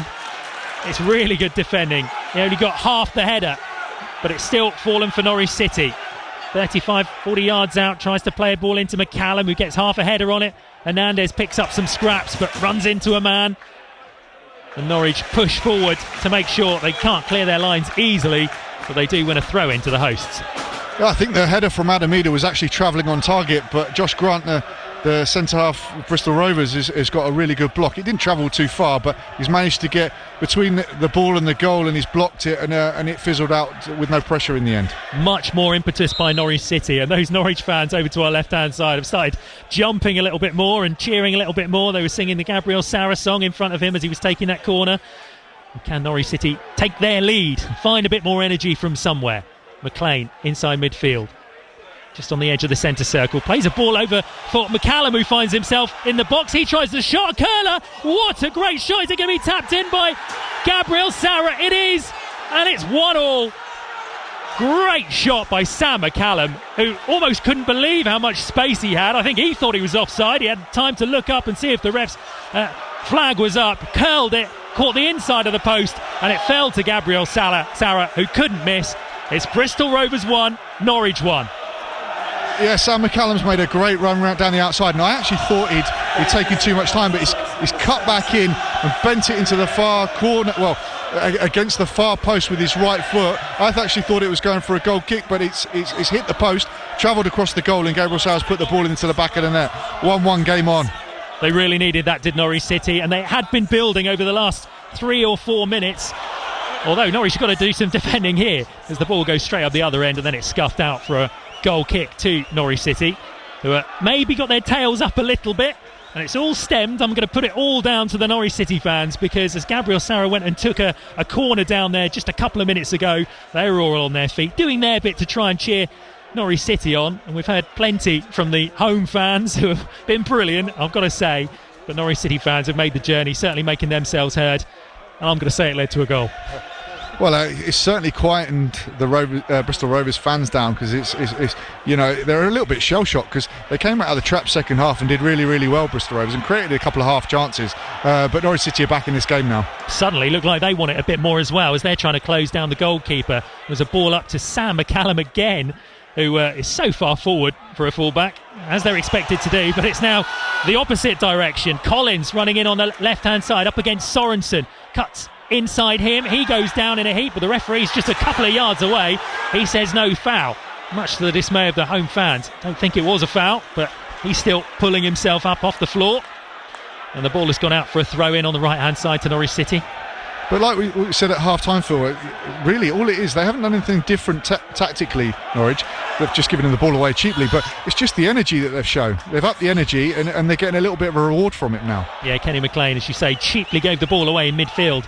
Pretty nonchalant pass forward, didn't find his man, and it all ends up with Vale taking a throw-in on the left-hand side. Almost level with the Norwich City box. He looks up, looking for options. It's nearly always Chris Martin inside the box if he can find him. He certainly put himself about tonight. Top scorer for Rovers, although hasn't found the back of the net in the 2 outings thus far against Norwich City. Hopefully that remains the same. They're building down the left-hand side. Ball comes in, well defended by Norwich City, but they're going to have to defend a corner, and it's pressure from corners that they have struggled a little bit with. Well, yes, I mean, let's give credit to Rovers. They're not sitting back. They're still going for it, and they're still going to cause Norwich City problems. I mean, this is a really good cup tie, and I think both teams are creating opportunities and going to cause each other problems. Yeah, they certainly haven't been shell-shocked by Norwich City getting back into this one. It is one apiece. Norwich behind after 20 minutes, and Gabriel Sara equalised just a few moments ago. 54 minutes into the cup tie. Norwich City now got to defend a corner coming from the far side as we look at it. And it's swung in towards the goalkeeper, up high, loopy one. Sam McCallum's not on top of it, but Johnny Rowe will be able to clear it. And this is a real break for Norwich City. Kenny McLean, who was going to be beaten for pace, plays it into Nunes. There's numbers forward for Norwich City, but it's played a bit behind Ida. Then tries to get it into Stacey. Was Rowe tripped inside the box? He was, and Norwich City will get a penalty. They were braking at speed. It looked like they might have ruined the opportunity, despite them having 3 or 4 men over on the right-hand side. The ball was played almost behind Adam Ida, who just managed to get a toe on it to lay it in to Johnny Rowe, who was tripped. He goes down. He's still down, actually, in the 6-yard box. It's Rovers 1, Norwich 1, but Norwich City with a chance to make themselves 2-1 up. Well, just the intent from, defending their corner in their own box. They've managed to clear it, and they've broken so quickly. The ball's been manipulated from sort of the left-hand channel from Kenny McLean out onto the right-hand side. It looked a little bit soft from first instance. Obviously, we haven't got on the monitor to see it again, but he's gone. Johnny Rowe's gone over, and he's given a penalty. But just the floods of Norwich City players willing to break their neck to make the box has been fantastic, and I think that's probably from the messages that David Wagner has given at half-time. Well, Adam Ida is favourite to take this one. He's over there. Got the ball in his hand, still waiting for the referee to finish speaking to all the players, but it's Adam Ida who looks the hungrier to take it. No surprises there. He's had a bit of a love affair with the FA Cup over the years, hasn't he? His last goal was the winner against Bristol City away in December. So he likes Bristol, likes scoring against them, and he is going to try and take this corner now, this penalty now. Adam Ida is just going to step up as we temporarily lost the sound. But Adam Ida puts the ball down on the spot. Yeah, it's the new stand, which is half full. Those fans wouldn't have been there a couple of days ago. They've had special permission to be in, and they're trying as much as they can to put off Adam Ida, who runs up, takes it right-footed. It's got a bit of the keeper, but it's gone in the back of the net. And Norwich City are back in front. Adam Ida, yeah, maybe a bit fortunate in that one. He went straight down the middle. The goalkeeper dived to his right-hand side, got hands on it, but it squirmed into the bottom left-hand corner. It's Rovers 1, Norwich City 2. Yeah, sometimes you need a little bit of luck, and Matthew Cox, the Bristol Rovers goalkeeper, has read it. He's gone to his right, and he's got good purchase on it, but it's squirmed over the line. Adam Ida will be really, really pleased to see that go over the line, and I'm sure David Wagner will as well. But obviously, the context of the game completely changes now. Bristol Rovers have really got to come out and really attack Norwich City now, and it'll be a really, really interesting remainder of the game now. Certainly will. Yeah, we're approaching the hour mark here on BBC Radio Norfolk, and Norwich City in the second half, just in 15 second half minutes really, have turned this cup tie around. They looked lacklustre and without any energy really in the first half. They were second best and they were 1-0 down. But whatever was said in the changing room at half-time has certainly done the business, because Norwich City currently 1 foot into the next round, which we know is away to Liverpool. But there is a long way to go in this cup tie, because Rovers are certainly going to continue giving as good as they've got. They are not going to be backing off, and they've already proved that. As soon as they'd gone a goal behind, level earlier on, they were turning the screw up the other end, and they've won themselves a free kick in a dangerous area over on that far side. If you sort of, I don't know, chippy challenges over there. Not really a lot in it, but Johnny Rose earned himself a yellow card. I don't know whether that's with his boot or whether his tongue. Well, there certainly seems some protest from the Bristol Rovers players there, but Norwich City have certainly upped the tempo.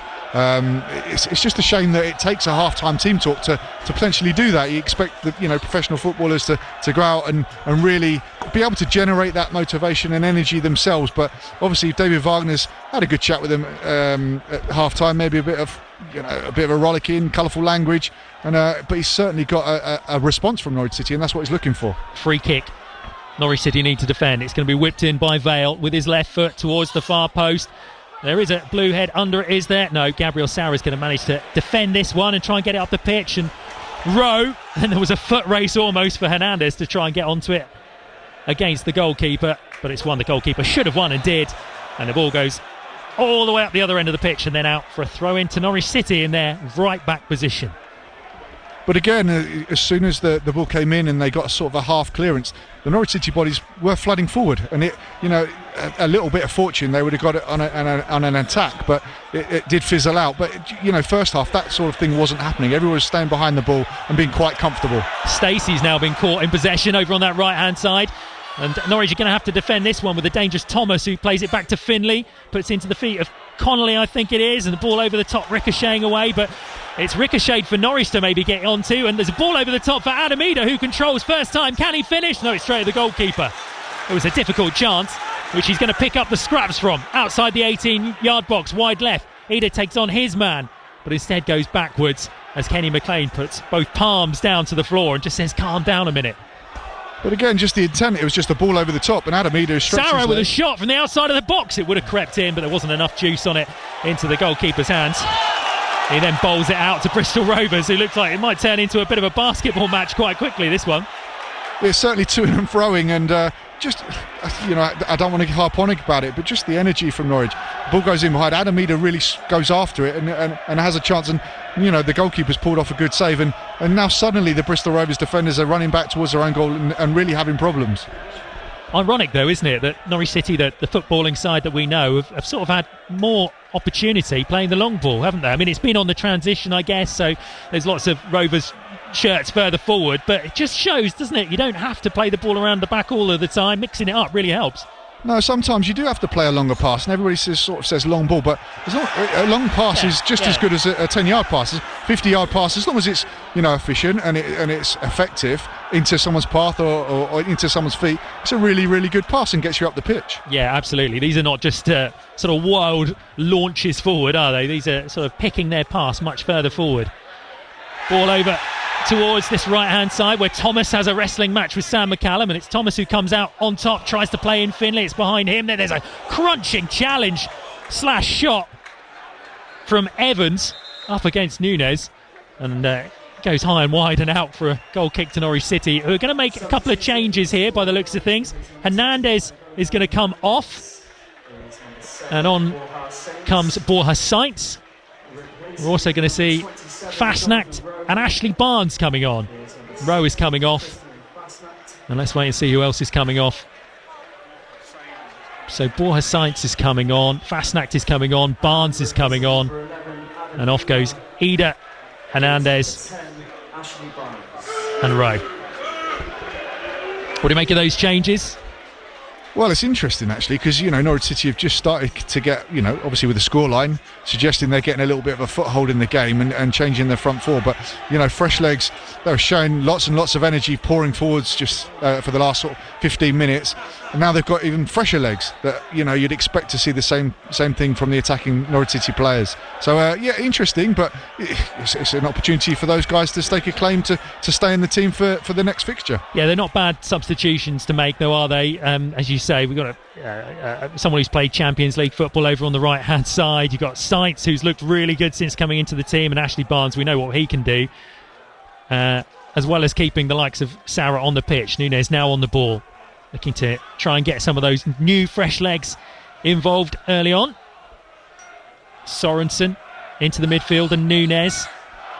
Norwich look a bit more comfortable on the ball now, don't they? They should be. That confidence is certainly raised. Into McCallum, who tries a ball around the corner, can't quite pull it off, and Sainz is snapping in. You talked about the energy levels. He's certainly got plenty of them.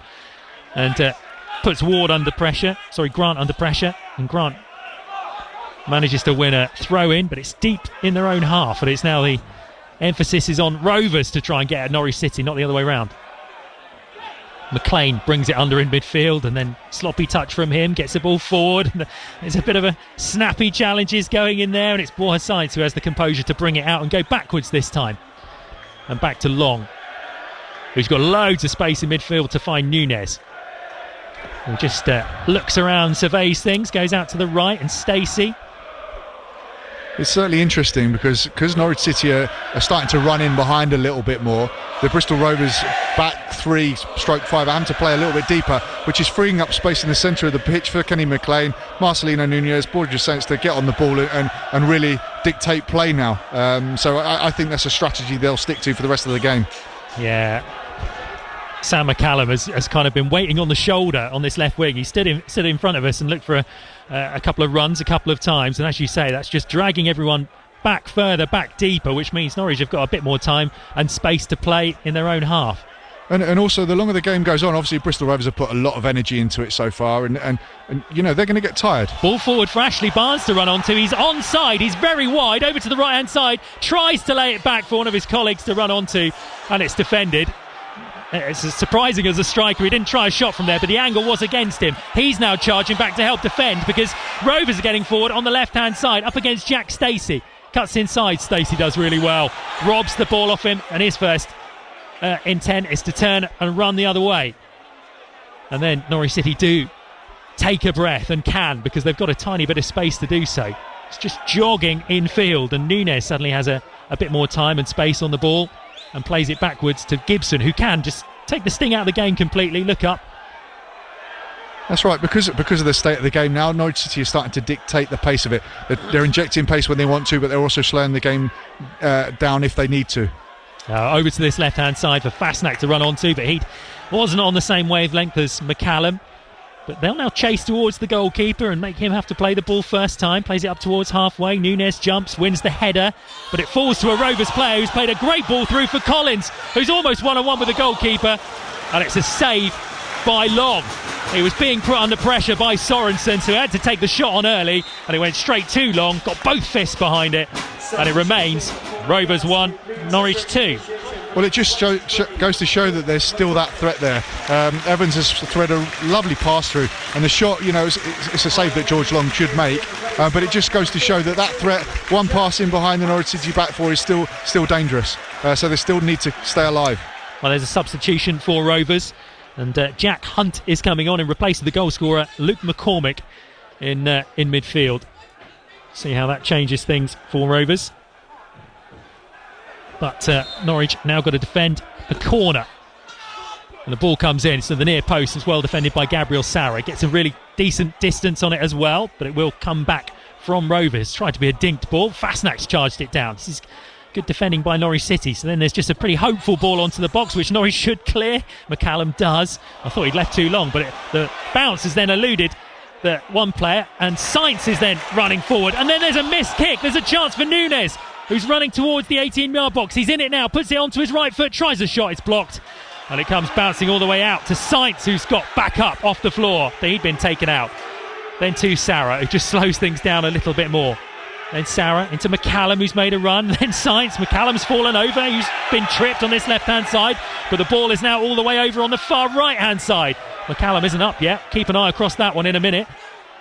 Kenny McLean plays it into midfield. Nunes looking up, looking for options. McCallum's up now, by the way. Does look a little bit crocked, though. Norwich still with the ball.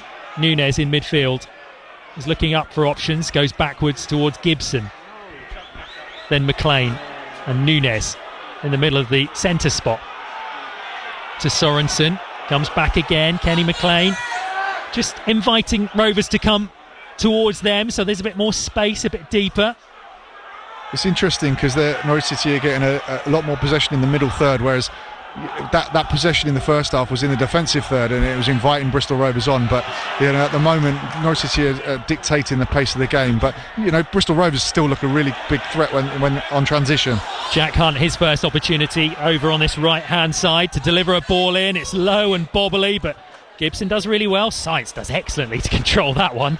and give it to Sam McCallum, who's shaken off that little injury because he's just run past his man and then got in the way, so he's tripped and goes down and buys a free kick. Norwich getting a bit cuter with that sort of thing in this second half. They are. Sometimes you have to manage the game, and you have to buy free kicks when you can, and dictate the game like I've said. But Borja Sainz has just pulled one out of the air, and if he wasn't warm, that could be a real hamstring problem. But he obviously looks fine now, and he showed his technical quality there. So Norwich City have taken that free kick and got as far as Fastnacht in midfield. He's tackled but manages to run round his man. Gets it to Ashley Barnes, who does really well to ride one challenge, but then they lose it. And Norwich City have got 4 against 4 now. Chance here on the outside, dinks in towards the far post. Surely this is going to be a goal. What a save by the goalkeeper. I thought that was going to be Chris Martin's goal against his old club. And if it wasn't for an excellent stop by Long, who's been really good tonight, it could have been 2-2. Yes, it came from nothing. Ashley Barnes has lost possession in the middle of the park, and suddenly Rovers have outnumbered the Norwich City defenders, and it's been manipulated to the right hand side. The ball's flashed across the goal, and really he'll probably be disappointed that he hasn't finished it, but a fantastic save from George Long, and he's pulled off some really, really good saves tonight. Yeah, he's been really important. He is the backup goalkeeper, of course, behind Angus Gunn, but he's done absolutely fantastically tonight. Not really any issue for him with the goal earlier on, which Norwich conceded. Couldn't do anything about it. In fact, he pulled off a really good save just beforehand.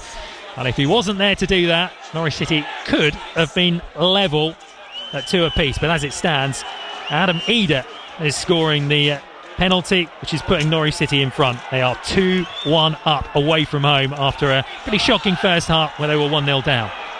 But it just goes to show that the game's still on a knife edge. Bristol Rovers have had an opportunity to stick the ball in the net, and the whole picture changes. The context of the game changes. It's game on. At the moment, Norwich City are defending the lead, but it's just if they give Bristol Rovers a sniff, that could cost them. Absolutely, yeah. Nunes plays an intelligent ball into midfield where there's some space for Sarah to run forward. He's got Sights over to his left-hand side. He's got Barnes in the middle, who gets the ball under his feet, gets a shot away, never really under control, and he puts it wide left of the upright. It was kind of put into his feet. He couldn't really bring it onto either foot to have a good strike on it. Eventually got something on it, which you got to do, but it wasn't on target. It remains Rovers 1, Norwich 2. It was a good number, we call the number 10 position that Gabriel Sarah's picked it up in loads of space. He shredded the ball into Ashley Barnes, but it's got caught under his feet and really couldn't get a good shot off. But a good break from Norwich City. 72 minutes gone here on BBC Radio Norfolk.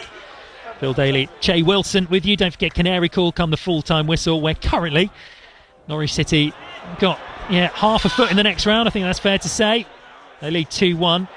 But this game doesn't look like it's over. There could be goals in either end. Norwich City's defensive now is certainly being tested this evening. Yes, Norwich will have to show a different side of themselves today. They're protecting the lead, but I certainly think there's goals still left in this game. So, obviously if Norwich City get it, 3-1, and you'd expect the job to be done. But if Bristol Rovers get it, it's a completely different kettle of fish. Norwich City with a throw-in inside their own half. David Wagner, we can see just down on the touchline. Plenty of layers on, hands in his pockets. Definitely be more happy with what's happened in the second half thus far. Sam McCallum being urged to take this throw-in a bit quicker by the home crowd. Back to from Sights to him, who just has to launch it forward. Looking for Barnes on this near touchline, but it goes straight out. That's a cheap throw-in to give away. It's not the throw-in, it's the possession that they're concerned about. Just after Norwich have really got a foothold in, really sort of started showing their dominance, hadn't they? But they just sort of slipped a little bit last 5 minutes.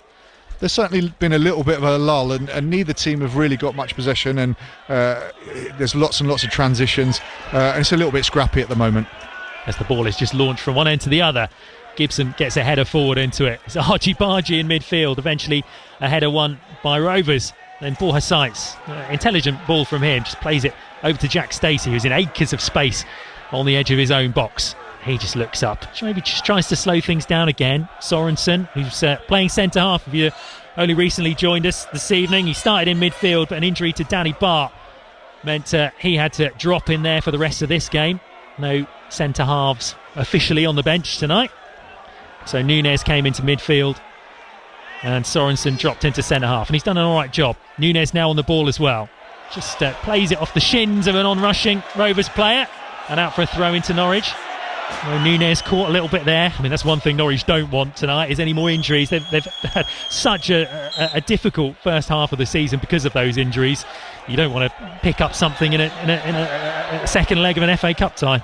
No, you certainly don't. And Núñez is limping a little bit, but I hope it's just an impact injury. It's just a kick rather than a twist, because that's where the problems come in. But just going back to the way Bristol Rovers have, first half they were pressing really high and going in as a group. At the moment they're pressing, but because of the lack of energy, because they haven't had much of the ball and they've put so much energy into it so far, it's almost they're going in 1s and 2s rather than 3s and 4s now.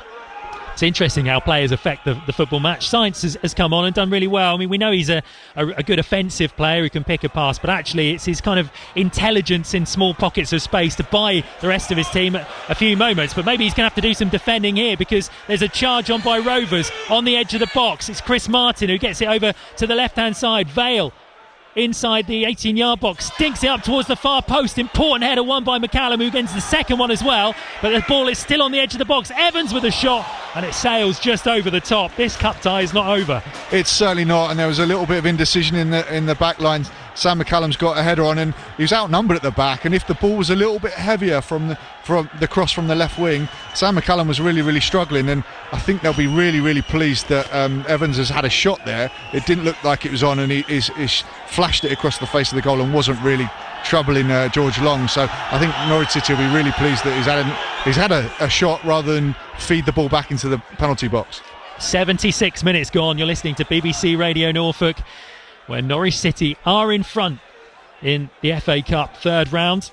They've got a pretty good record. They've won their last 2 away games at Bristol Rovers. They've lost the last FA Cup ties that have gone to a replay, though, so they don't like the replay in the FA Cup. But it is currently the Canaries that have their noses in front. Don't forget, and I don't want to talk it up really, Rovers are to equalise, it would be extra time and penalties. Christian Fasnacht's going to try and take that out of their hands, but he's outnumbered. And then Rovers try and go long. Good interception by Jack Stacey, who's been pretty good tonight. Núñez in midfield, and McLean, who's on the centre spot, into Sainz. And McLean again. Núñez.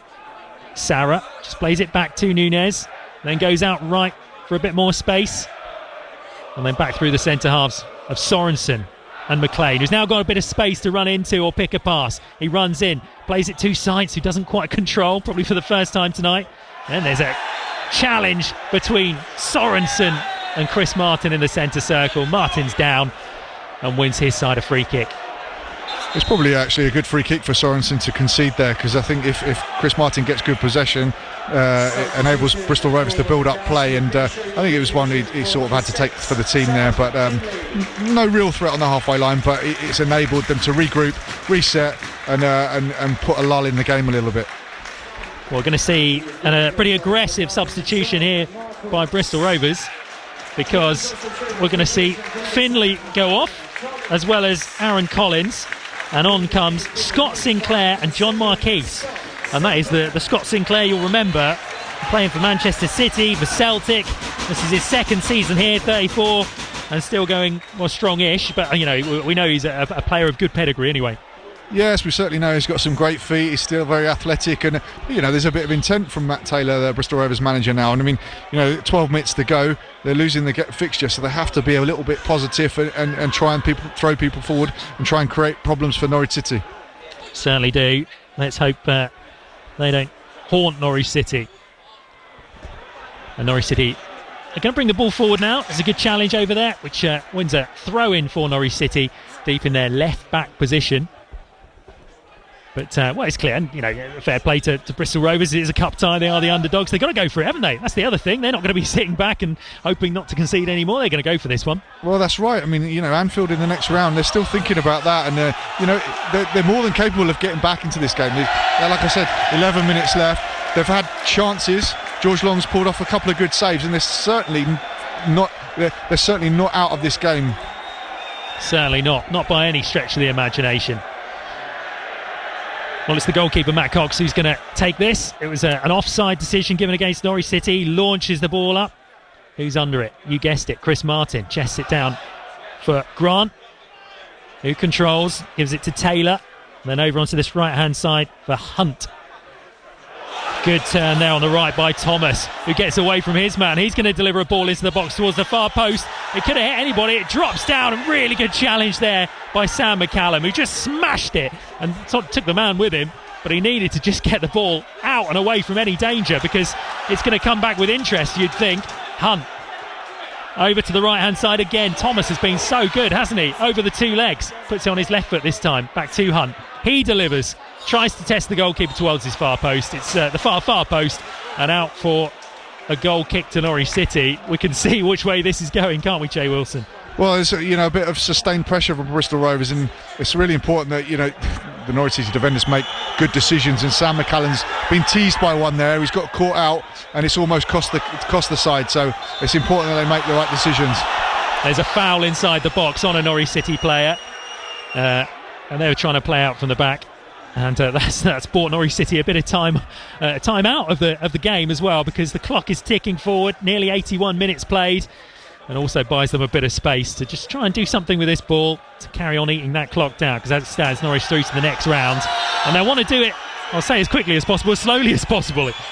Well, they have to manage the game now. They're in the commanding position. The emphasis is on Bristol Rovers to go and create chances, and if Norwich City manage the game and keep possession and potentially play a little bit higher up the pitch, it gives Bristol Rovers a real problem to go and try and score goals at the other end. Norwich have won the ball high up the pitch. They've given it to Fasnacht, and there he's got Stacey wide right. He tries to get the ball in. It should be it was straight into Ashley Barnes, who tried to do a Fasnacht.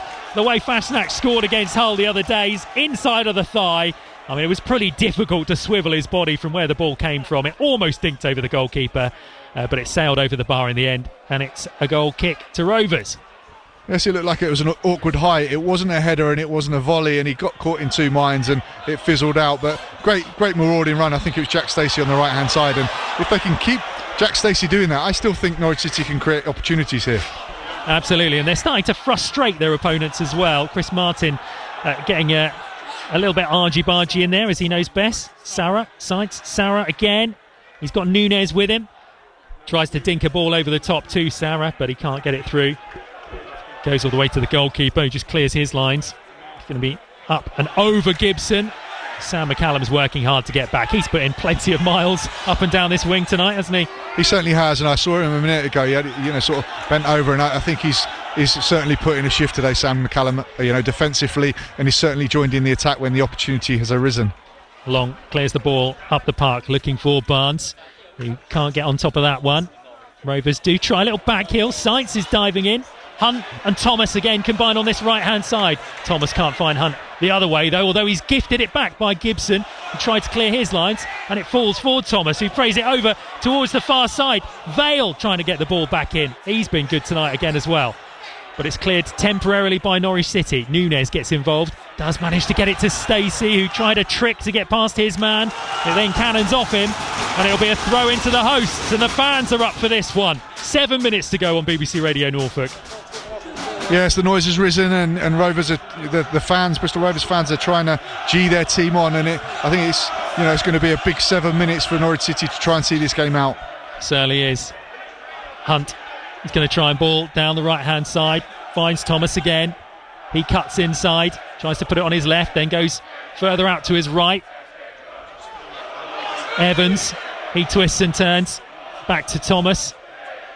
Evans again. Norwich City working well to get plenty of men behind the ball, and they've forced the ball all the way back to their goalkeeper, and Sarah is putting the goalkeeper under lots of pressure. All he can do is stick it up in the air. Then it's a combat, really, hand-to-hand combat almost, as two players end up on the floor. It's Marquise who's just come on against Nunez, two of the substitutes, but it is the hosts who have won a free kick, and they're sending everyone forward. The goalkeeper's going to take this from the Norwich half of the centre circle. It's pretty much bang on halfway is where he's going to place the ball, and he's going to launch this route one. Norwich City have got to be resolute here in the last 6 minutes of the game. They do have the lead, 2-1 up away from home, but being put under extensive pressure. Balls into the box. Norwich don't win the header, but there's a push in the back. Ashley Barnes was always going to win that header, wasn't he? But there was a push in the back by Taylor, and Norwich City take the pressure off. Yes, Connor Taylor he's gone over to remonstrate with the referee, but I don't think he's got anything to answer there. He's clear hands in the back, clear push, and Norwich City, I think, will be a bit relieved, because Nunez gave a sort of unnecessary free kick away in the middle of the pitch, and it caused unnecessary pressure. Luckily, the pressure's been relieved now. Yeah, Long's going to take this free kick from inside his penalty area, and he's going to go long. No playing out from the back with 5 minutes to go. Not on this one anyway. They look for Ashley Barnes, who's come on as a second half substitute. Gabriel Sara's doing really working hard. Still plenty of energy left for the Brazilian to try and put his man under pressure, but it has gone out for a goal kick for the hosts. And you can imagine where that one's going. Straight back up the other end as far as they can. They've got Marquise, a big number 9, on alongside Chris Martin to try and win those balls up in the air. It goes towards Martin. Good tussle between him and Gibson. Gibson does well, wins the header, gets it to Barnes, who holds the ball up excellently.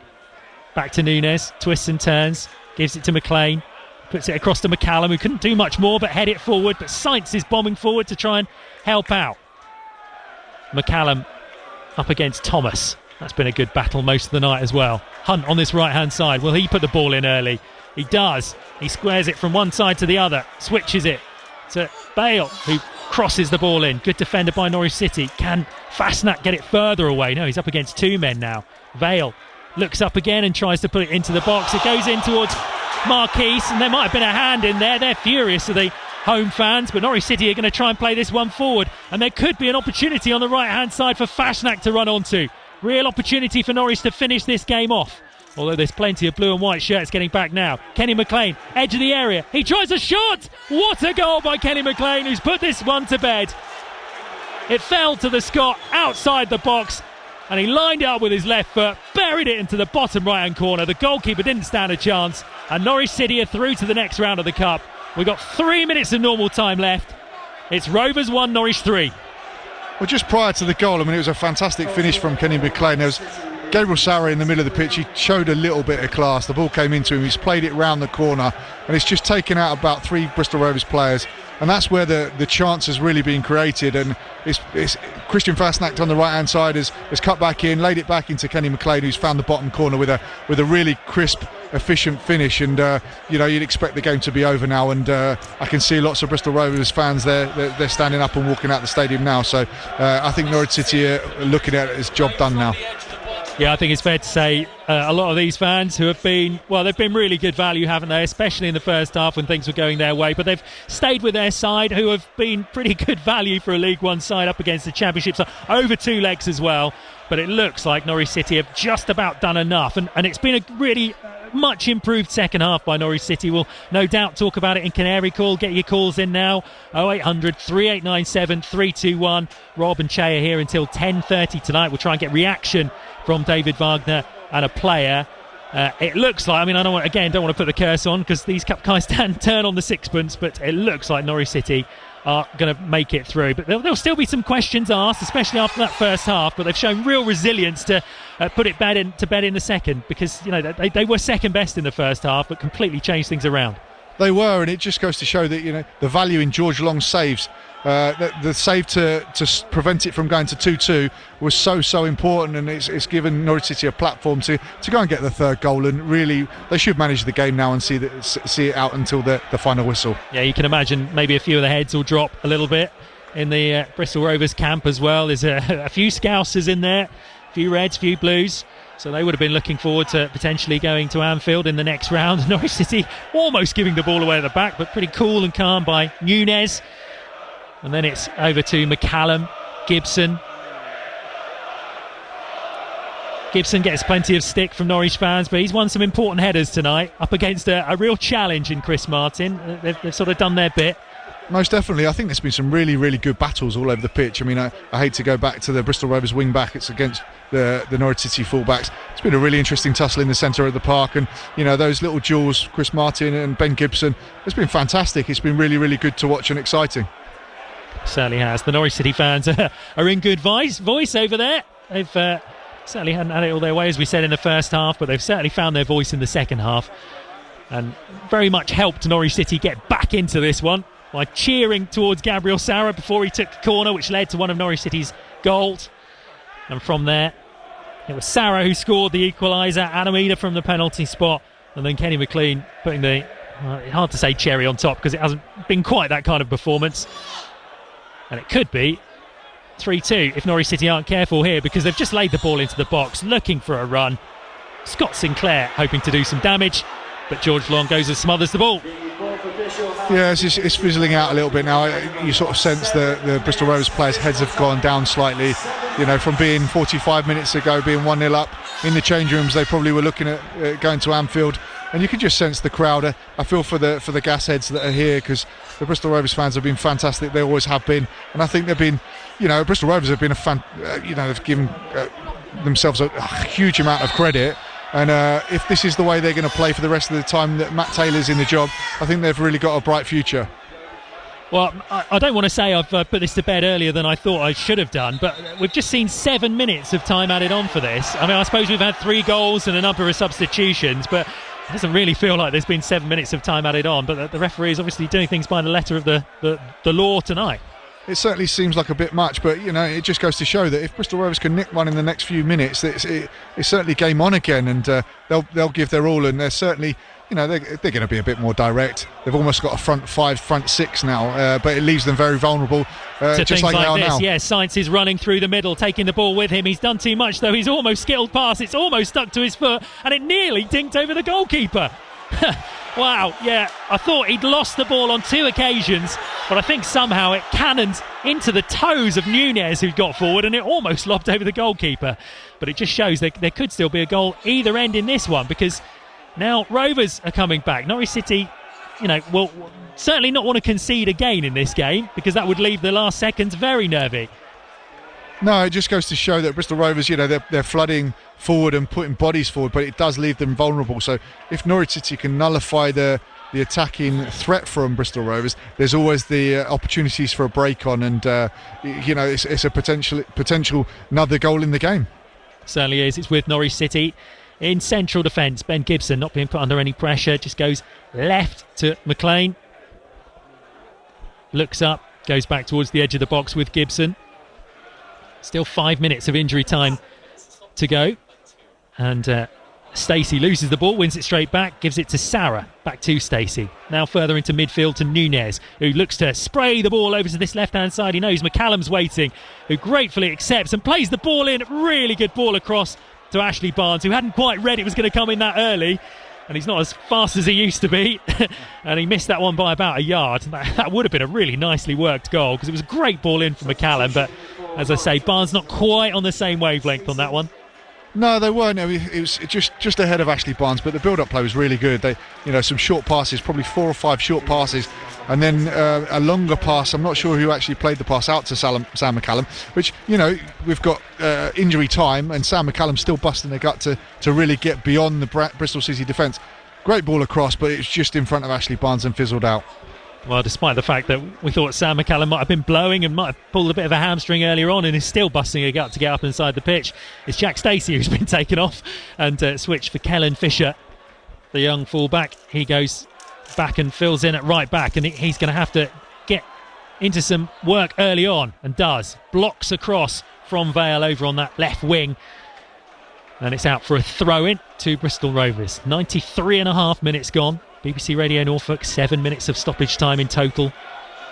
Not long for Norwich to go now. They lead 3-1 away from home in this third round. Liverpool away in the next round.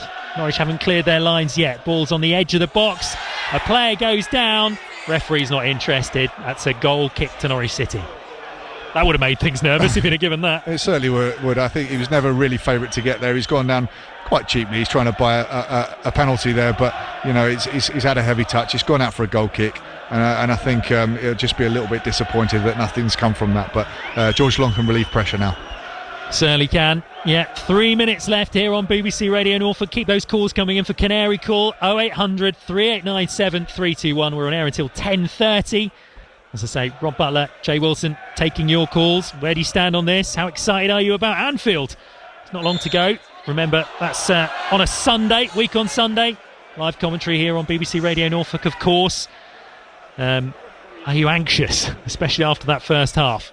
Or are you excited and really looking forward to it? So, Norwich City with an opportunity to show what they can do against a Premier League club.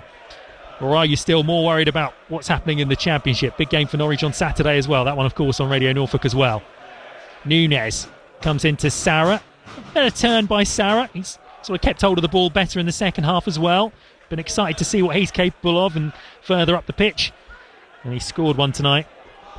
Played a few nice touches of class as well, one of which led to the third goal. Ball through the middle for Ashley Barnes, who doesn't control properly, and Marquise is going to have a bit of a run at Norwich. He's going to try a shot from miles out, and it goes miles over. Someone trying to add an FA Cup goal to their CV. You can understand why he's had his shot. It's fallen to him. It's in his stride, and it's in the glamour of hitting the top corner. He's struck it reasonably well, but it's never really troubling George Long. We've seen some good goals though, haven't we, in these FA Cup ties between the two. The goal for Rovers at Carrow Road was a decent one. McCormick's earlier on, and Kenny McLean as well, with both goals from distance. Gabriel Serra as well. That was a bit more of a tap in, but we've seen some decent football and some decent goals from both sides. Yes, we have. I mean, it's certainly not been any scrappy ones. Even Gabriel Serra's goal, the shot from Sam McCallum that came in and hit the post was fantastic. So there's been some really good strikes from distance. Right, we're into the last minute here of added on time. Norwich City just need to hold on, just so it feels a bit more comfortable towards the end. Really has been the epitome of a game of two halves here. The first one was pretty atrocious. I don't think we can dress it up too much more than that. Bristol Rovers really were the better side and deserved their 1-0 lead. As Ashley Barnes, is he going to pick up a yellow card? Yeah, of course he is. For hugging a player who's trying to run forward, and Bristol Rovers are being told to go back and take it. They were trying to take it quickly because the seconds are eating up. The referee not allowing that one because he's still writing Barnes down. Takes a long time to write those 5 letters. He probably could have written it on there before he even came out, to be honest, but knowing he was probably going to get it. But Rovers going to take this free kick. Last chance for them to get a consolation, maybe. Vale is just going to play the ball in towards the box. Well dealt with by Gibson, though. Sainz brings it under, tries a ball over the top to run onto, and that's it. Here at the Memorial Stadium, where Norwich City have shown what they're capable of doing in the second half, really. It was pretty much a 45 minutes to forget in the first. They found themselves a goal behind. McCormick with an excellent strike from the edge of the 18-yard box. Then it was actually Sam McCallum's curling shot. He couldn't believe he wasn't offside, curled it onto the inside of the post, and Sarah happy to mop up the scraps. Then there was a penalty awarded to Norwich City as Jonathan Rowe went down inside the box. Adamida stuck it away, even though the goalkeeper got a big piece of it. And then Kenny McLean with a beautiful left-footed shot from the edge of the box, found the bottom corner to put it outside. Norwich City have got a date with Liverpool in the next round of the FA Cup, because it's finished here. Bristol Rovers 1, Norwich City 3. But Che Wilson, I'm sure there's still going to be some questions asked of Norwich City after that first half display. I think so. I think David Wagner will be really happy to negotiate through this fixture, but it's far from vintage. They gave themselves a lot to do. The first half was certainly less than desirable, but for me it's just disappointing that they didn't really change too much second half. Just up the energy levels, and what they did is started running in behind Bristol Rovers and made the Bristol Rovers defenders start turning back towards their own goal, and then it stretched the pitch out, which enabled Norwich City to go and play and create chances and have a little bit better possession. But all that is simple willingness to run off the ball. So I think there'll be questions asked, and they'll certainly be looking at the match on the analysis and assessing it. But yes, there's still work to do, but they'll be really pleased that they're going to Anfield next round. Absolutely. So the Norwich City fans over to our left-hand side. Rob Butler, I'm sure a few of them will give you a call very shortly and make their voices heard. They certainly did just before the Sarah goal. We're sort of bigging them up, really, but Norwich City really felt like they needed a bit more energy, and those fans certainly gave them a bit of that. Norwich City through to the next round. A date with Liverpool at Anfield is already on the cards. It's finished here. Bristol Rovers 1, Norwich City 3. Yeah, a great performance in the end from Norwich. Really professional in the second half. All credit to Bristol Rovers. They were absolutely brilliant in the first half. Bearing in mind they were playing a team in the division above them, but Norwich really professional in that second half. Some really excellent goals as well. Sam McCallum unlucky to not get his goal, but Gabby Sarah did what all good forwards will do and followed it in and put the ball into the open net. And then Kenny McLean as well with a fantastic strike from him as well. Well worth watching again. And a good win for Norwich City, and we can see the players down in front of us saluting those 800 Norwich fans. We can't see all the Norwich fans because some of them are kind of in the stand we're in, but we know there's 800 here, and I've got a few texts from a few of them that are here. In the first half it was very disappointing. They were cold and annoyed and